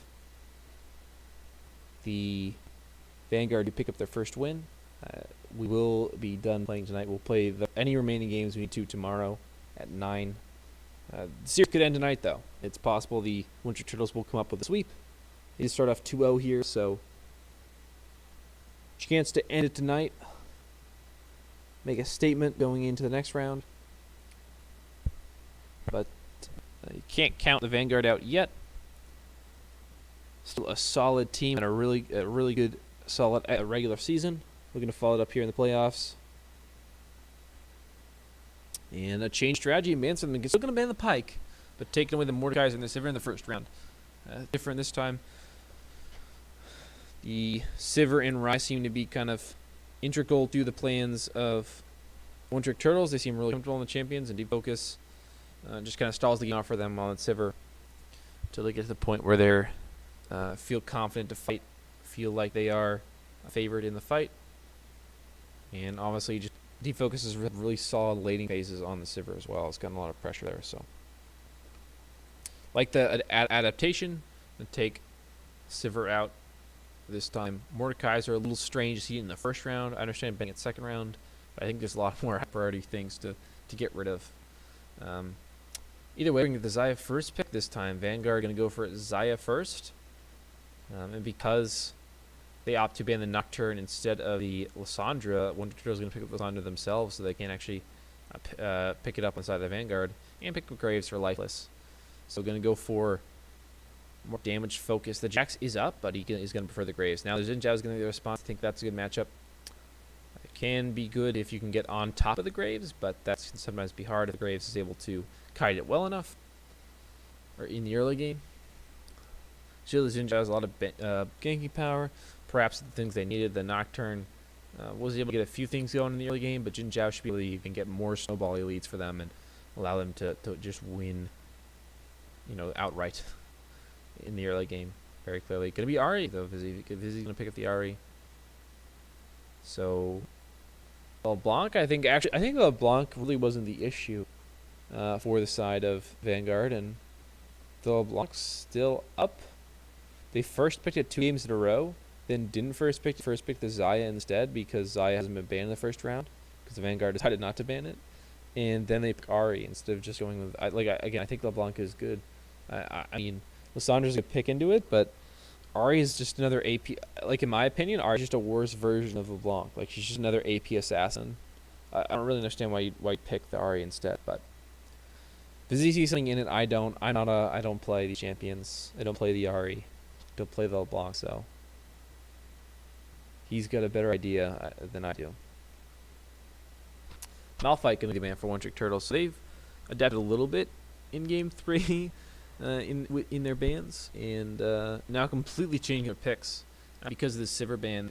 The Sivir ban really threw off their whole draft strategy. It seems not opting for the Rise either, which they picked 2 games in a row, and now instead going to go for the Ezreal. So yeah, changing the entire complexion of their team. Still going to ban with the Ornn, but Malphite going to be replaced with instead of the Sion. So perhaps we'll get extra range on Sion. Would round out their team comp nicely. Getting a front liner for this team comp, someone who can dive in along with Xin Zhao would be really helpful for the Vanguard if they want to pick that one up in pick phase 2. Leona going to be taken away from Iceberry. He had really solid performance on that. Gragas was a solid game, but I wouldn't say it was a great game. Not as good as his Leona was at Game 1. Still an option to go back to, though. The Akali going to be taken off the board. So, Killer Death. Actually, I really think he had actually a pretty poor game on the Akali last game. Not absolutely terrible, but I don't think he really played up to his potential. But he still had that really good solo kill on the Vayne there, which it's half Killer Death being a good player and half Akali being a broken champion. Because she does an absolute ludicrous amount of damage. Even with Grasp. You don't have Electric, you got Grasp. You still one-shot people. Braum would be a good pick here for Incline. Yeah, that would make a lot of sense. Zaya, Braum is a really good combo together. I think the Alistar, Ezreal, this is kind of a King Zone special here.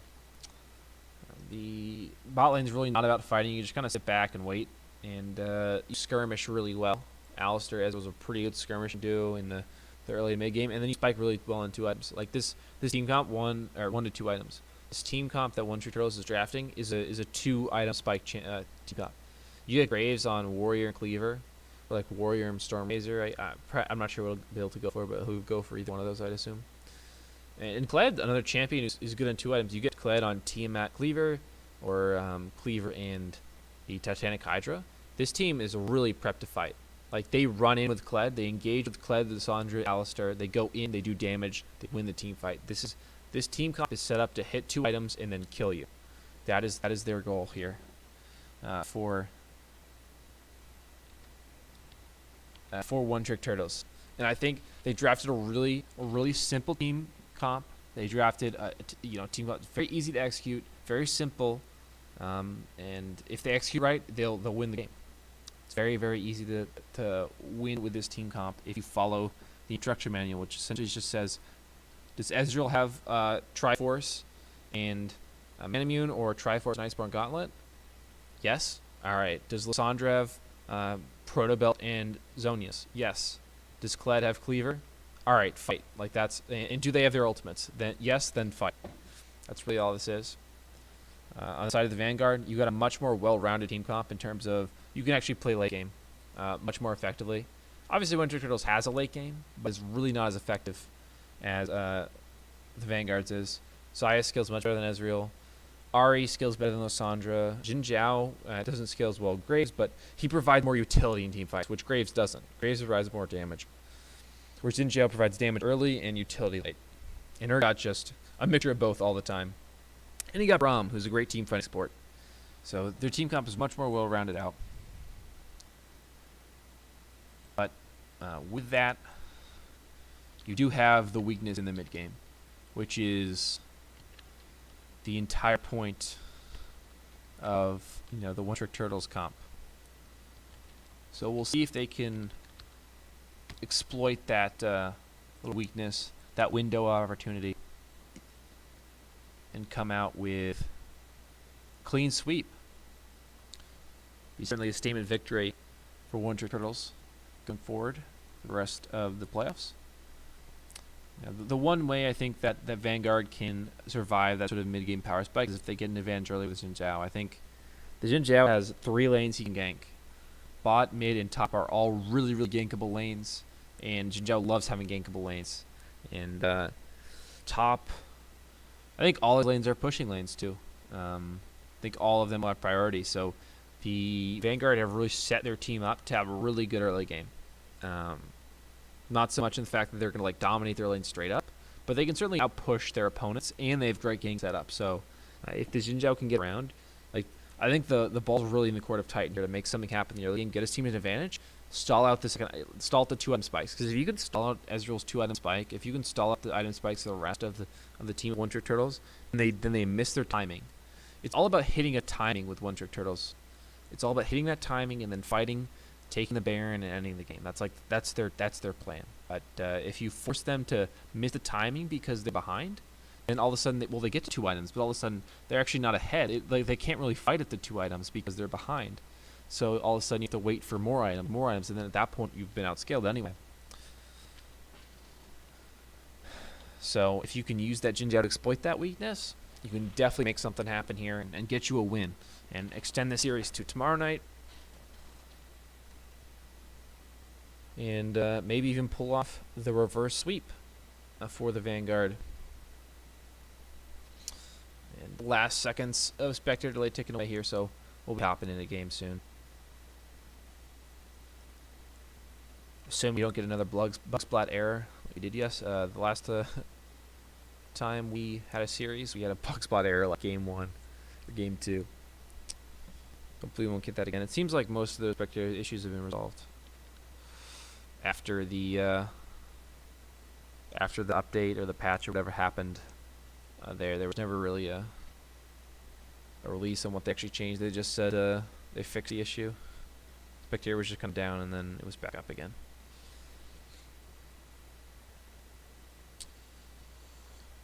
Will be the Aftershock Lissandra and the Electrocute Ahri, so some damage coming in. for the Ari as opposed to the more CC-oriented versions with the spooky ghosts in the Hex deck GLP, opting for those slow fields. A little bit more utility there.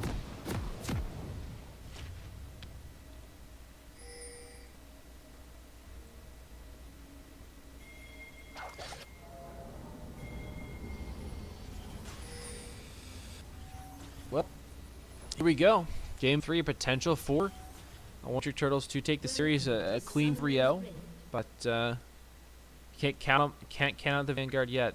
And now we've just traded simple level 1s early in the first 2 games, but now that you have a Braum on your team, why not go for an explosive invade level 1? Perhaps they'll even get Vizzy to skill Charm, so they can try and get a kill there.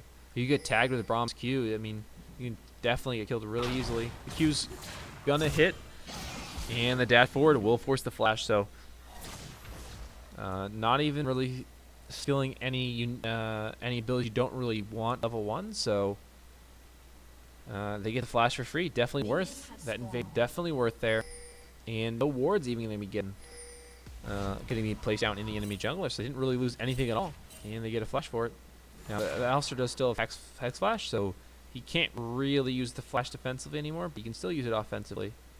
There are some niche situations where you can use it defensively, like where you run into the bush and then they don't have vision of you, so you can channel if you want to do something cheeky like that. But for the most part, you don't have a flash defensively.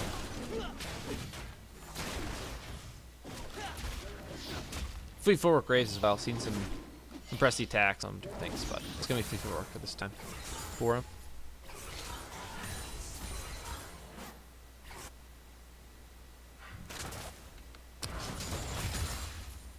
Oh, new Kled skin, new UrGot skin, new Alistair skin. Everybody's got the skins here. Kled's been out for quite a long time. Didn't get a new skin for a very, very long time, but now he's finally got one. So all the Kled are happy, I assume. New Xayah skin as well. Everyone's got the new skins on.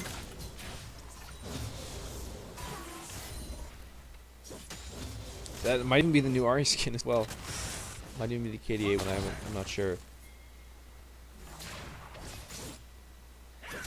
Pretty simple starts here. The Graves to get the Scuttle Top, or excuse me, Scuttle Bot. So the Scuttle Top will go Titan.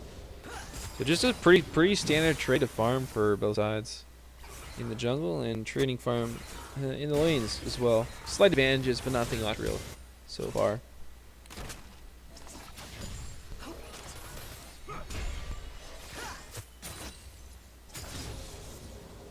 Now the Kled UrGot matchup, definitely not a ton of kill potential on either side early on, unless you get a gank maybe. If a Graves roams up, that might let you get some kill pressure. In the meantime, mid lane they will get a first blood because of the charm lands, so the E can't be recast there. Tula goes down, now flash forward. And Lifeless will pick up a kill there. Flash from him as well, so double flash top lane in exchange for the UrGots. But they do pick up a kill. Mid lane though, I know Summer is used except for Ignite, and they pick up the kill. So still has his flash, but goes down. Really good charm there, landing the charm at that crucial time. A remount here from Kled, so should be able to, okay, and Lifeless is back topside. Really gritty TP here from X-Ranger. He might pay for it with his life again. The Q comes back, the second cat part won't get damaged. Now, oh, forward coming in Titan. He should get the last. Oh, yep, he will get him. And now the knockup onto Lifeless. Might be able to get a kill on the UrGot, but no, the shield comes in. He should be okay. Double kill here for Titan. Great counter gank. And what I thought was a silly TP ends up being a right 200 IQ play here. He knew his top laner, or knew his jungler was top lane, so he's felt comfortable going TPing back and survives and is able to get the double here for his jungler. So what I was talking about with Zhao getting a pressure early, well, they're certainly fulfilling that condition, and perhaps that'll pay off for them and they can take this last game of the night.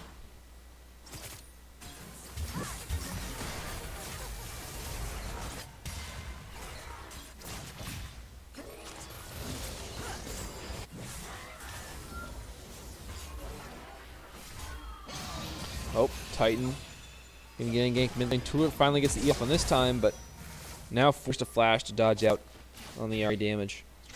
Walking away okay this time. Now Summoner's down.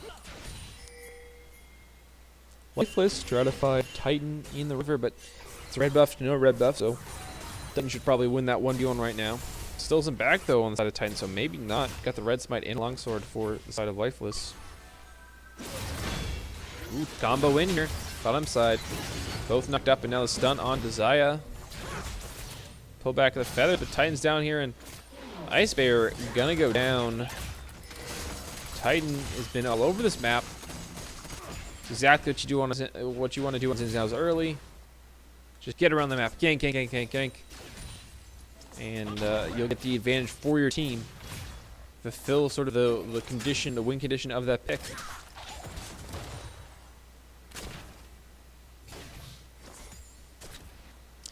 Now we got. Looks like the first recall coming in from Titan, so he's got quite a bit of gold here. With 2,500, so he'll be able to get not the full warrior, but most of it. Oh no, look at the full warrior. Yep, the full warrior is purchased there from him. It's a huge back. 6 minutes, full warrior. It's a lot of extra damage there.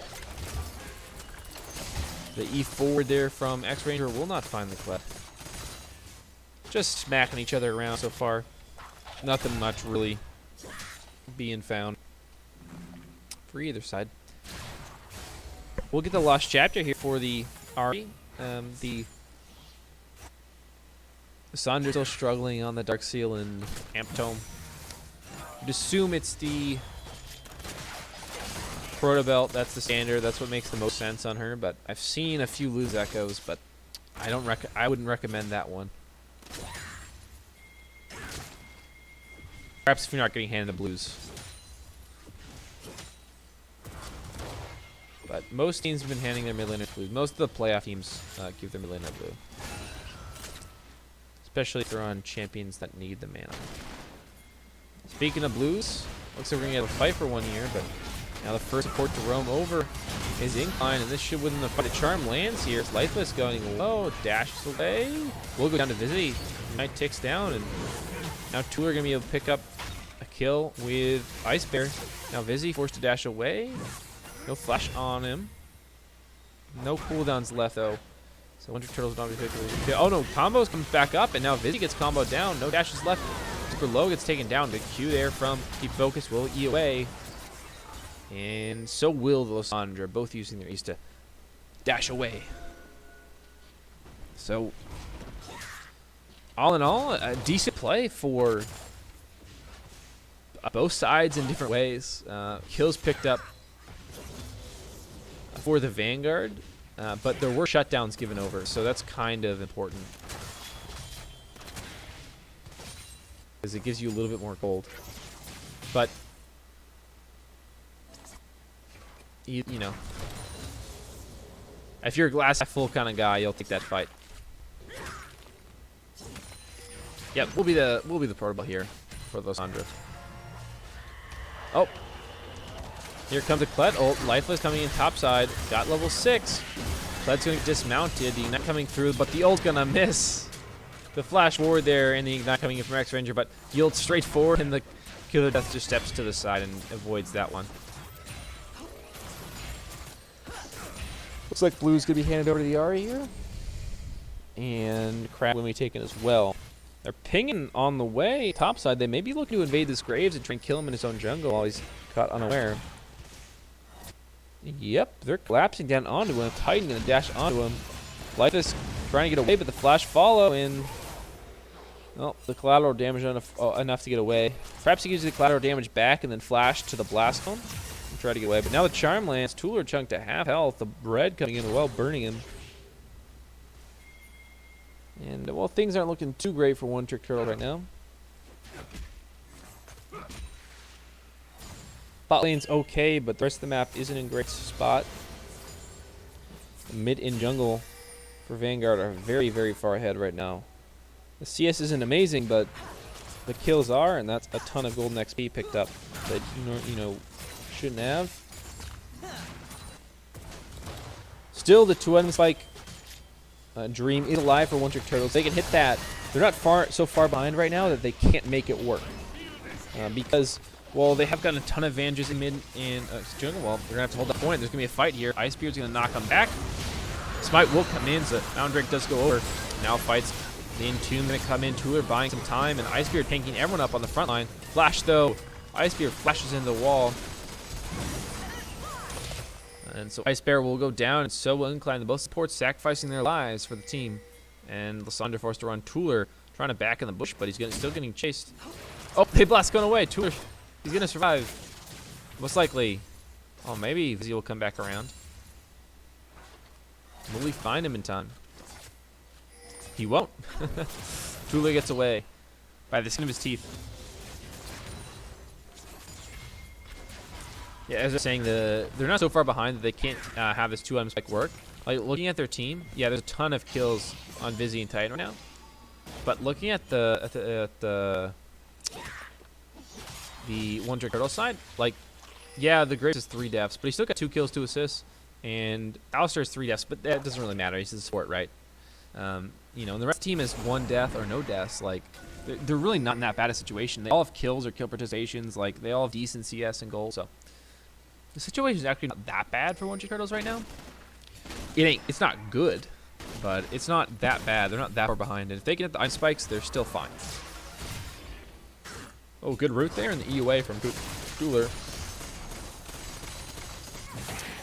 And now looks like they're going to play topside for the Rift Herald. Vanguard wanting to just take that next objective that's on the map with their current strength in the mid and jungle duo. Bot lane just pushing the minions back and forth. Nothing really happening right now. Same thing mid lane. So both the junglers just kind of checking for position to try and make something happen, but nothing happens, so they're just going to go back to their jungle to farm. And Titan's actually got a ton of camps up bottom side, so he's actually going to go down there if he wants to farm. So he's going to move away from the objective. Will be the ice one gone from the Ezreal. Just going to play a little more conservative. There's plenty of physical damage, so getting that armor ain't bad at all.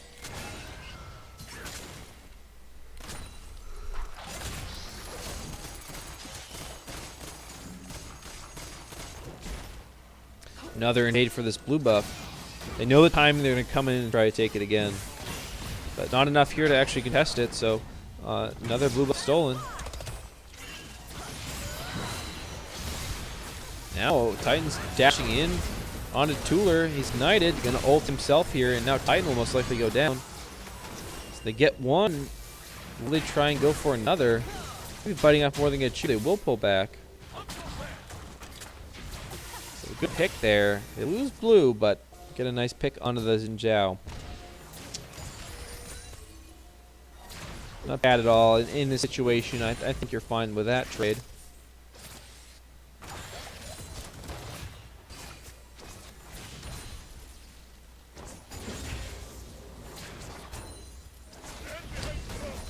And looks like Incline's looking for a play. He's out of mana, though, and the Q misses, so should be fine bottom lane. Ezreal still stacking up that tier. Tier is about 336 at 13 minutes. He's not super efficient on these stacks. He's a little bit behind on them, but he should be fine. Should still come in around 18 minutes, 19 minutes, I think. Well, getting dismounted topside, but the W going, and he will dismount right back. And now X-Ranger's in trouble. He's forced to flash away.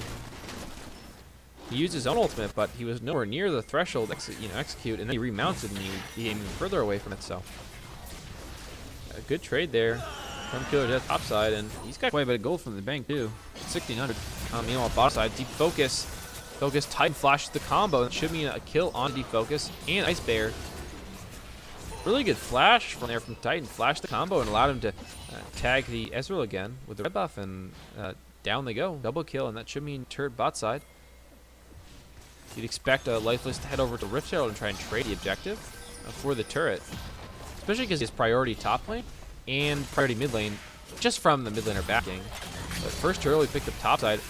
I can't believe, actually, that's a really important.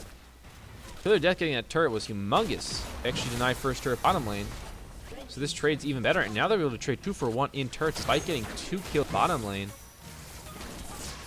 So salvaging a really bad situation is OTrkT Turtles. And now Fizzy forced to flash crowd damage will actually kick up the kill. Lifeless with a nice play on Graves. Wasn't expecting that. Now they know they're getting flanked here, but they should be able to counter engage OTrkT Turtles. Just gonna walk away. Ice Bear in the right place at the right time to be able to save his teammates there, knowing they were getting flanked. Now they decided to take the turrets instead of Rift Herald. So they took 2 turrets, traded 1, but now they lose Rift Herald. And Rift Herald's generally worth a turret, so this trade should be even, or maybe even an advantage for the Vanguard because they got 2 kills, a turret, and Rift Herald as opposed to basically 2 turrets. Now one of them was first turret, so the place, again, considering where they were, this is a really good play for OTrkT Turtles, but you give it the Rift Herald, and now a bunch of damage mid lane turret, maybe even mid lane. No one's here stopping this. Might want to left someone there. Now they lose mid turret for nothing. Now Zai ults a little preemptively, but it just gave it mid turret for nothing. Two was looking for an engage, gonna need to find a route onto Incline, but no ultimate for him, so he's not able to lock many more CC. And the hop away from Braum will save him. 16 minutes now, we got the Mountain Drake already taken by Vanguard, but now a second Drake bonding. It's going to be the Ocean. TP coming in from Killer Death. Does have the ultimate in a second. Now big fight breaking out here. Kled buying so much time in the back line. Will go down though momentarily. Nope. Able to survive for another second. Now goes down. And double kill for Ari. Now Ice Bear is trying to run away. And it's going to be a rout here for the side of the Vanguard. And they'll take an Ocean along with that mountain. Ice Bear should get away, I think. He'll probably just back off. It's possible to get interrupted here. Oh, we'll just get it off. Oh, so close. He attack moved into the bush, too. Big Trump attack moved into the bush, but back just got off in time for Ice Bear. And fortunately, the Rift Shell is going to do huge damage, though. It'll get this turret, and we'll get a charge off onto the inhibitor turret. So that'll probably go down as well. But luckily, the respawns have come in time, so it's a 5-on-5 again. It's possible they can take this fight.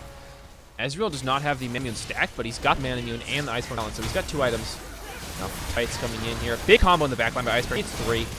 Now the Urgot's kiting back, and a big pullback on the feathers, but tons of damage going down on both sides. Killer Death is dismounted, but he's still charging forward like the maniac that is. Now they do catch. Oh, they catch Vizzy out. They root in here. 2 with a big play. They flash forward. Now 3 for 1. But Braum, Incline, and X-Ray will get away with their lives, but a big deny here. Unfortunately, the Rift Turret has been charging this entire time, so they get the inhibitor turret and a little bit of damage on that inhibitor itself. Still not a ton of damage, and the inhibitor will stand. That's what's important. And the inhibitor does regen over time, so it should be good for them. I think that was the best scenario you could really hope for after they lost that fight at Dragon so hard.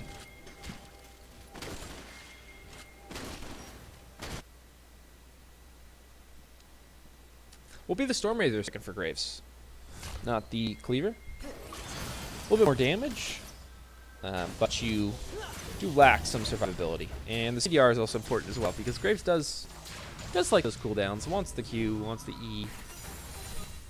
In the ultimate, the cooldown reduction really important for those. So.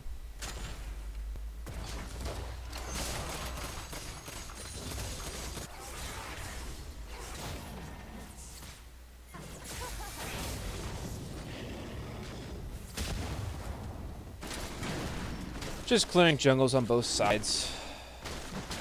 Oh, Incline stole the red buff. As a clever ward by him, spotted it out, and then a Lifeless was reloading because he used the last of the 2 shots, and then a little cheeky Q from the Braum steals away the red buff. Actually kind of relevant in this next fight. Not so much that Braum has the red buff, but more relevant that the Graves doesn't. So that could mean something if they do fight in the next couple of minutes. Q assist now picked up for the Ezreal. The Mana Immune is still stacking. He's about 100 away yet. I was going to say he's a little bit behind on the stacking, and now even more behind than you really should. You should really have the Mana Immune stacked by 20 minutes if you're going to play Ezreal.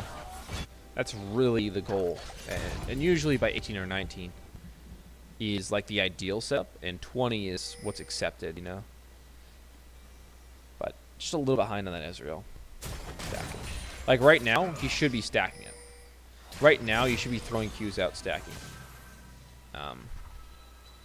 At this stage in the game, your goal is to get the mana stacked as soon as possible. You should be throwing autos and Qs out, like, and abilities out on cooldown so you can stack them.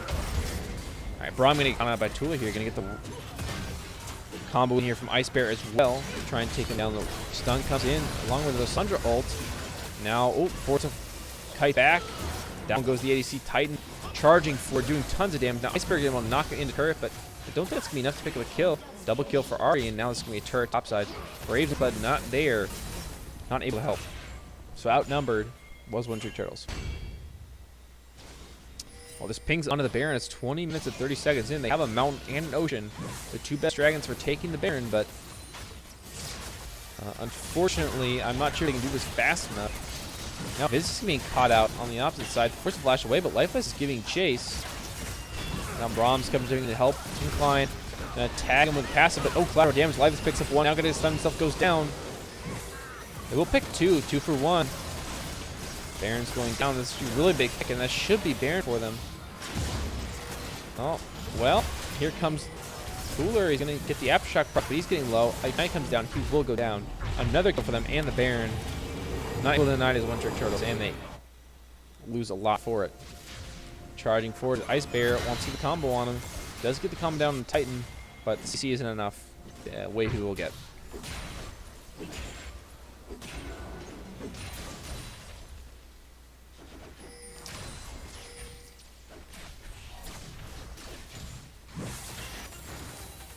The man immune is, well, about 6 stacks away, so that's 2 more casts. And then he will have the fully stacked man immune. Opting for the Play the Room King third. Or perhaps it could be a Mercurial Scimitar, but I assume it'll be Play the Room King. And then he'll finish the Scimitar at that. Yep, there's the man immune stack, so it comes in at 22 minutes. Which is a bit slow for the Ezreal. But you have your spikes now. This is a time where you can fight. At One Trick Turtles. Now the split coming for Ahri, but she just doesn't really do very much damage to objectives. The inhibitor is going to be fine. In response, they're going to push in the mid lane with this Baron buff. Now an engage coming through. Ooh, they're flirting with it, but did not pull the trigger.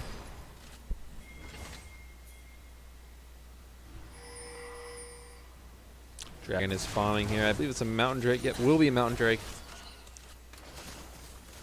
It's possible they will go for this one while they still have the Baron buff and the priority, but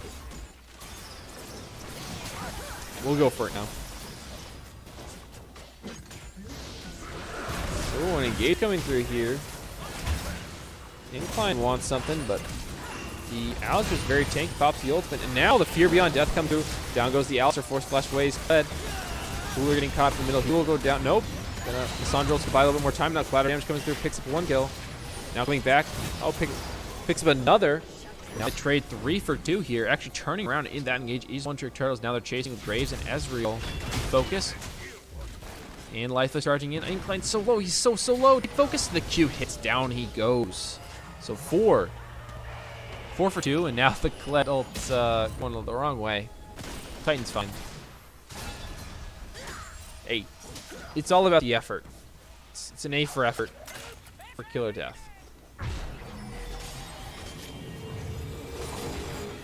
Now the mid lane turret should go down. The inner is low. I don't believe they'll be able to get hit, but there is a couple more seconds left on some of the members. The Ezreal W does make taking this a bit faster than it used to. But now the right wave pops by X Ranger. He's charging in. Now Life is getting low. He will go down to Titan. Hiding away is X Ranger. Now Killer Death forced to run, but Kled isn't very good at running. You run at them or you die. Those are the 2 options as Kled. And he took the latter there. And, well, I think Kled's pretty happy with either one, as long as he gets to fight and kill a couple of you before he dies. And certainly that's exactly what Kled got to do for a little bit.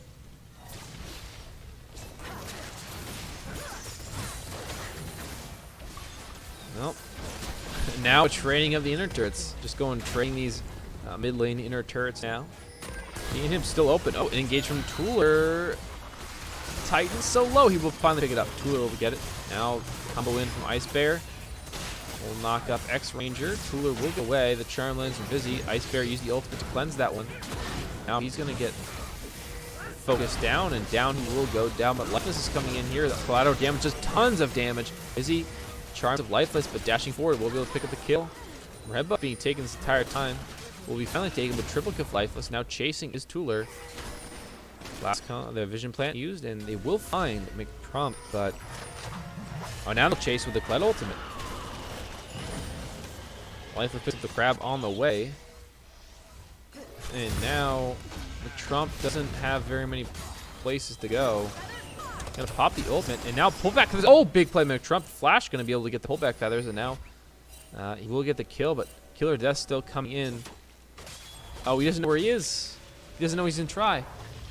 Oh, the ward comes in just a little bit too late. He tried to clear the ward. He didn't realize he was backing in try. He thought he'd just gotten away. And away he does get, so it's fine. Blizzard King will be here for Ezreal. So now he's in 3 items. This window for the OTrkT Turtles team to really work is kind of closing. You know, now you have the Xayah on 3 items. Actually, 4, almost 4 right now. She's working towards that Bloodthirster, I assume. Got the Infinity Edge a little while ago. The Ari's on almost 3 as well. The Death Cap coming in soon for her. The Banshee's already completed. And you got the Jin Zhao, who kind of went bruisery. He got the early damage in, and now he's building sort of tanky to help frontline. And same with the Urgot. Obviously the Braum always building tanky. Actually, opting for a Enchanter item. I think this might be a Mikhail's. Almost certainly be a Mikhail, actually. Right? Am I thinking of the right item? It has to be, right? She's actually going to try and cleanse some stuff. I don't really think that's the best item on Braum right now. I think Locket's just kind of better. But I can see why you do it, because it does allow you to not have to purchase a QSS on the Xayah. Because you can cleanse all the ults from Lissandra and all of Lissandra's team. But that's all the really stuff you can cleanse on this team. You can cleanse like Alistair Stone as well, but that's really it. You know, topside though, as I'm talking about that Killer Death about to solo kill X Ranger. Got a little caught up in my thoughts there, and all of a sudden there's a dead Urgot on my screen, chasing him down. There's no item advantage there from the Kled. He's actually down in items right now, and he's just able to run up and solo kill him with that Conqueror. Ooh, the E4 Tooler. He's flirted with these engages a couple times in a row. And I'm like, oh, is he going to do it? Is he going to do it? And, well, sometimes he does. Just going to cancel some backs here. It's a big pick, though, from Kled. That gets them some pressure on the map. The spawn also means that they can't take Baron. If Lifeless in the bot lane, Defocus and Ice Beard had actually taken this, they would have just started Baron if the Urgot wasn't dead. But they're going to start him even though he was dead. They're going to rely on his TP to be able to get him here. Yep, he will TP in here, and they're just going to get the Baron right away. So, bit of an overextension bottom lane. They thought they could take it because they had killed the Urgot top lane. So they're like, they're not going to do Baron. But they have double Mountain and Ocean, so they're going to take Baron. And they do it really fast. So down Baron goes, and now they pay for overextending bottom lane. And OTrkT Turtles is in a bit of a dire spot here. They've given over double Baron. They still have not broken this inhibitor. So they're okay in that regard. But OTrkT Turtles really doesn't have great wave clear. They have the Graves, and Lissandra is decent wave clear, but Ezreal's is pretty bad. Like, it's just their only wave clear is Graves and Lissandra, and Graves is good, but Lissandra's just mediocre. So super minions, Baron minions are gonna be really tough for OTrkT Turtles to deal with. It's not like they have Sivir like they have had in the last couple of games. Bloodthirster and Deathcap will come in for Vanguard, which are pretty important spice as well.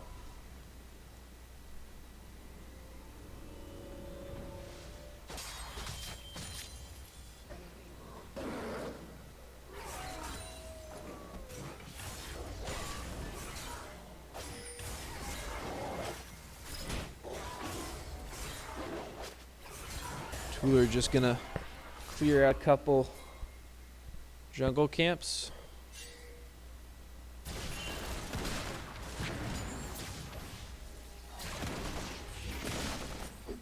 And just clear me back and forth right now. Everyone's sort of waiting to get in position for this team fight that's going to take place. This bottom inhibitor. Soon recalls will come in here for the Kled and Urgot. Try and play. The Urgot might continue to push top lane, just continue to split while they pressure this bottom lane turret or bottom lane inhib. Oh, engage here for Tula is going to hit a couple. The ult comes in down on himself, and now the combo in here from Ice Bear is going to hit the AD carry. The Zaya still be able to fight back though. Now Kled's charging forward. He's absorbing a lot of damage, but stunned up and taken down, dismounted. Able to go batch away, but Tula, another secondary engage, able to knock Rufyu. Now Vizzy can be able to take him out, pull him out of the stasis, and now the Kled's able to get remounted. He's got tons of HP back from that. I'm not sure if he'll be able to get on top of it. He's already used his dash. Flash forward there. Force the flash away, but now Urgot's coming in for the counter. Gets the Kled's certainly kneel down here. Now deep focus. He's on this Ezreal, but he's not able to provide enough damage, not able to hit enough Qs. And I think this will be the bottom lane for sure, but possibly even the game. There's only one member left to defend, just the Ezreal deep focus. He has to support up in about 4 seconds. But they're just taking down all these threats. They still have the Baron minions. Ice Bear is here, but I'm not sure if it's enough to be able to knock away McTrump. McTrump might just straight up kill Deep Focus. He's getting low. No, Deep Focus will take him down. The CC from the Alistar, but now the game is over. GG's called. Vanguard takes game 3. They will force another game here. We'll force another game tomorrow night.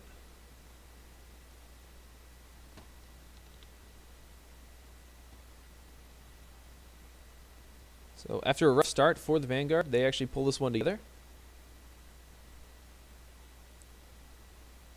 And come back with game 3, so forcing the series to be played again tomorrow night at 9 p.m., so tune in for that. But a great start to the series. For a second there, I thought the Wonder Eternals would sweep that one, but the Vanguard not down and out yet. They certainly got something to say about that one. A really good game for them in game 3. I think they played that one really solidly. The silver ban apparently equals a win for them. But they just continue to make adjustments. The adjustments didn't work out in game 2. So they decided, all right, we're going to try something again. And they said, all right, the Blanc not it. We got to try something again. And Ahri turned out to be a bit better. The Xin Zhao, I think, was really, though, what turned the game there. The Ahri, didn't do anything that crazy that the LeBlanc wasn't doing. It was just the Xin Zhao got out on the map and ganked so many times early and just destroyed the map early. Got a 6-minute warrior, and then the lanes were winning because of the Xin Zhao. Just went really well for them after that. So a really good game 3, and we'll excited to see the end of the series tomorrow night. We've got the last couple games there, so we may have 1 or 2 games depending on if there is a win for OTrkT Turtles.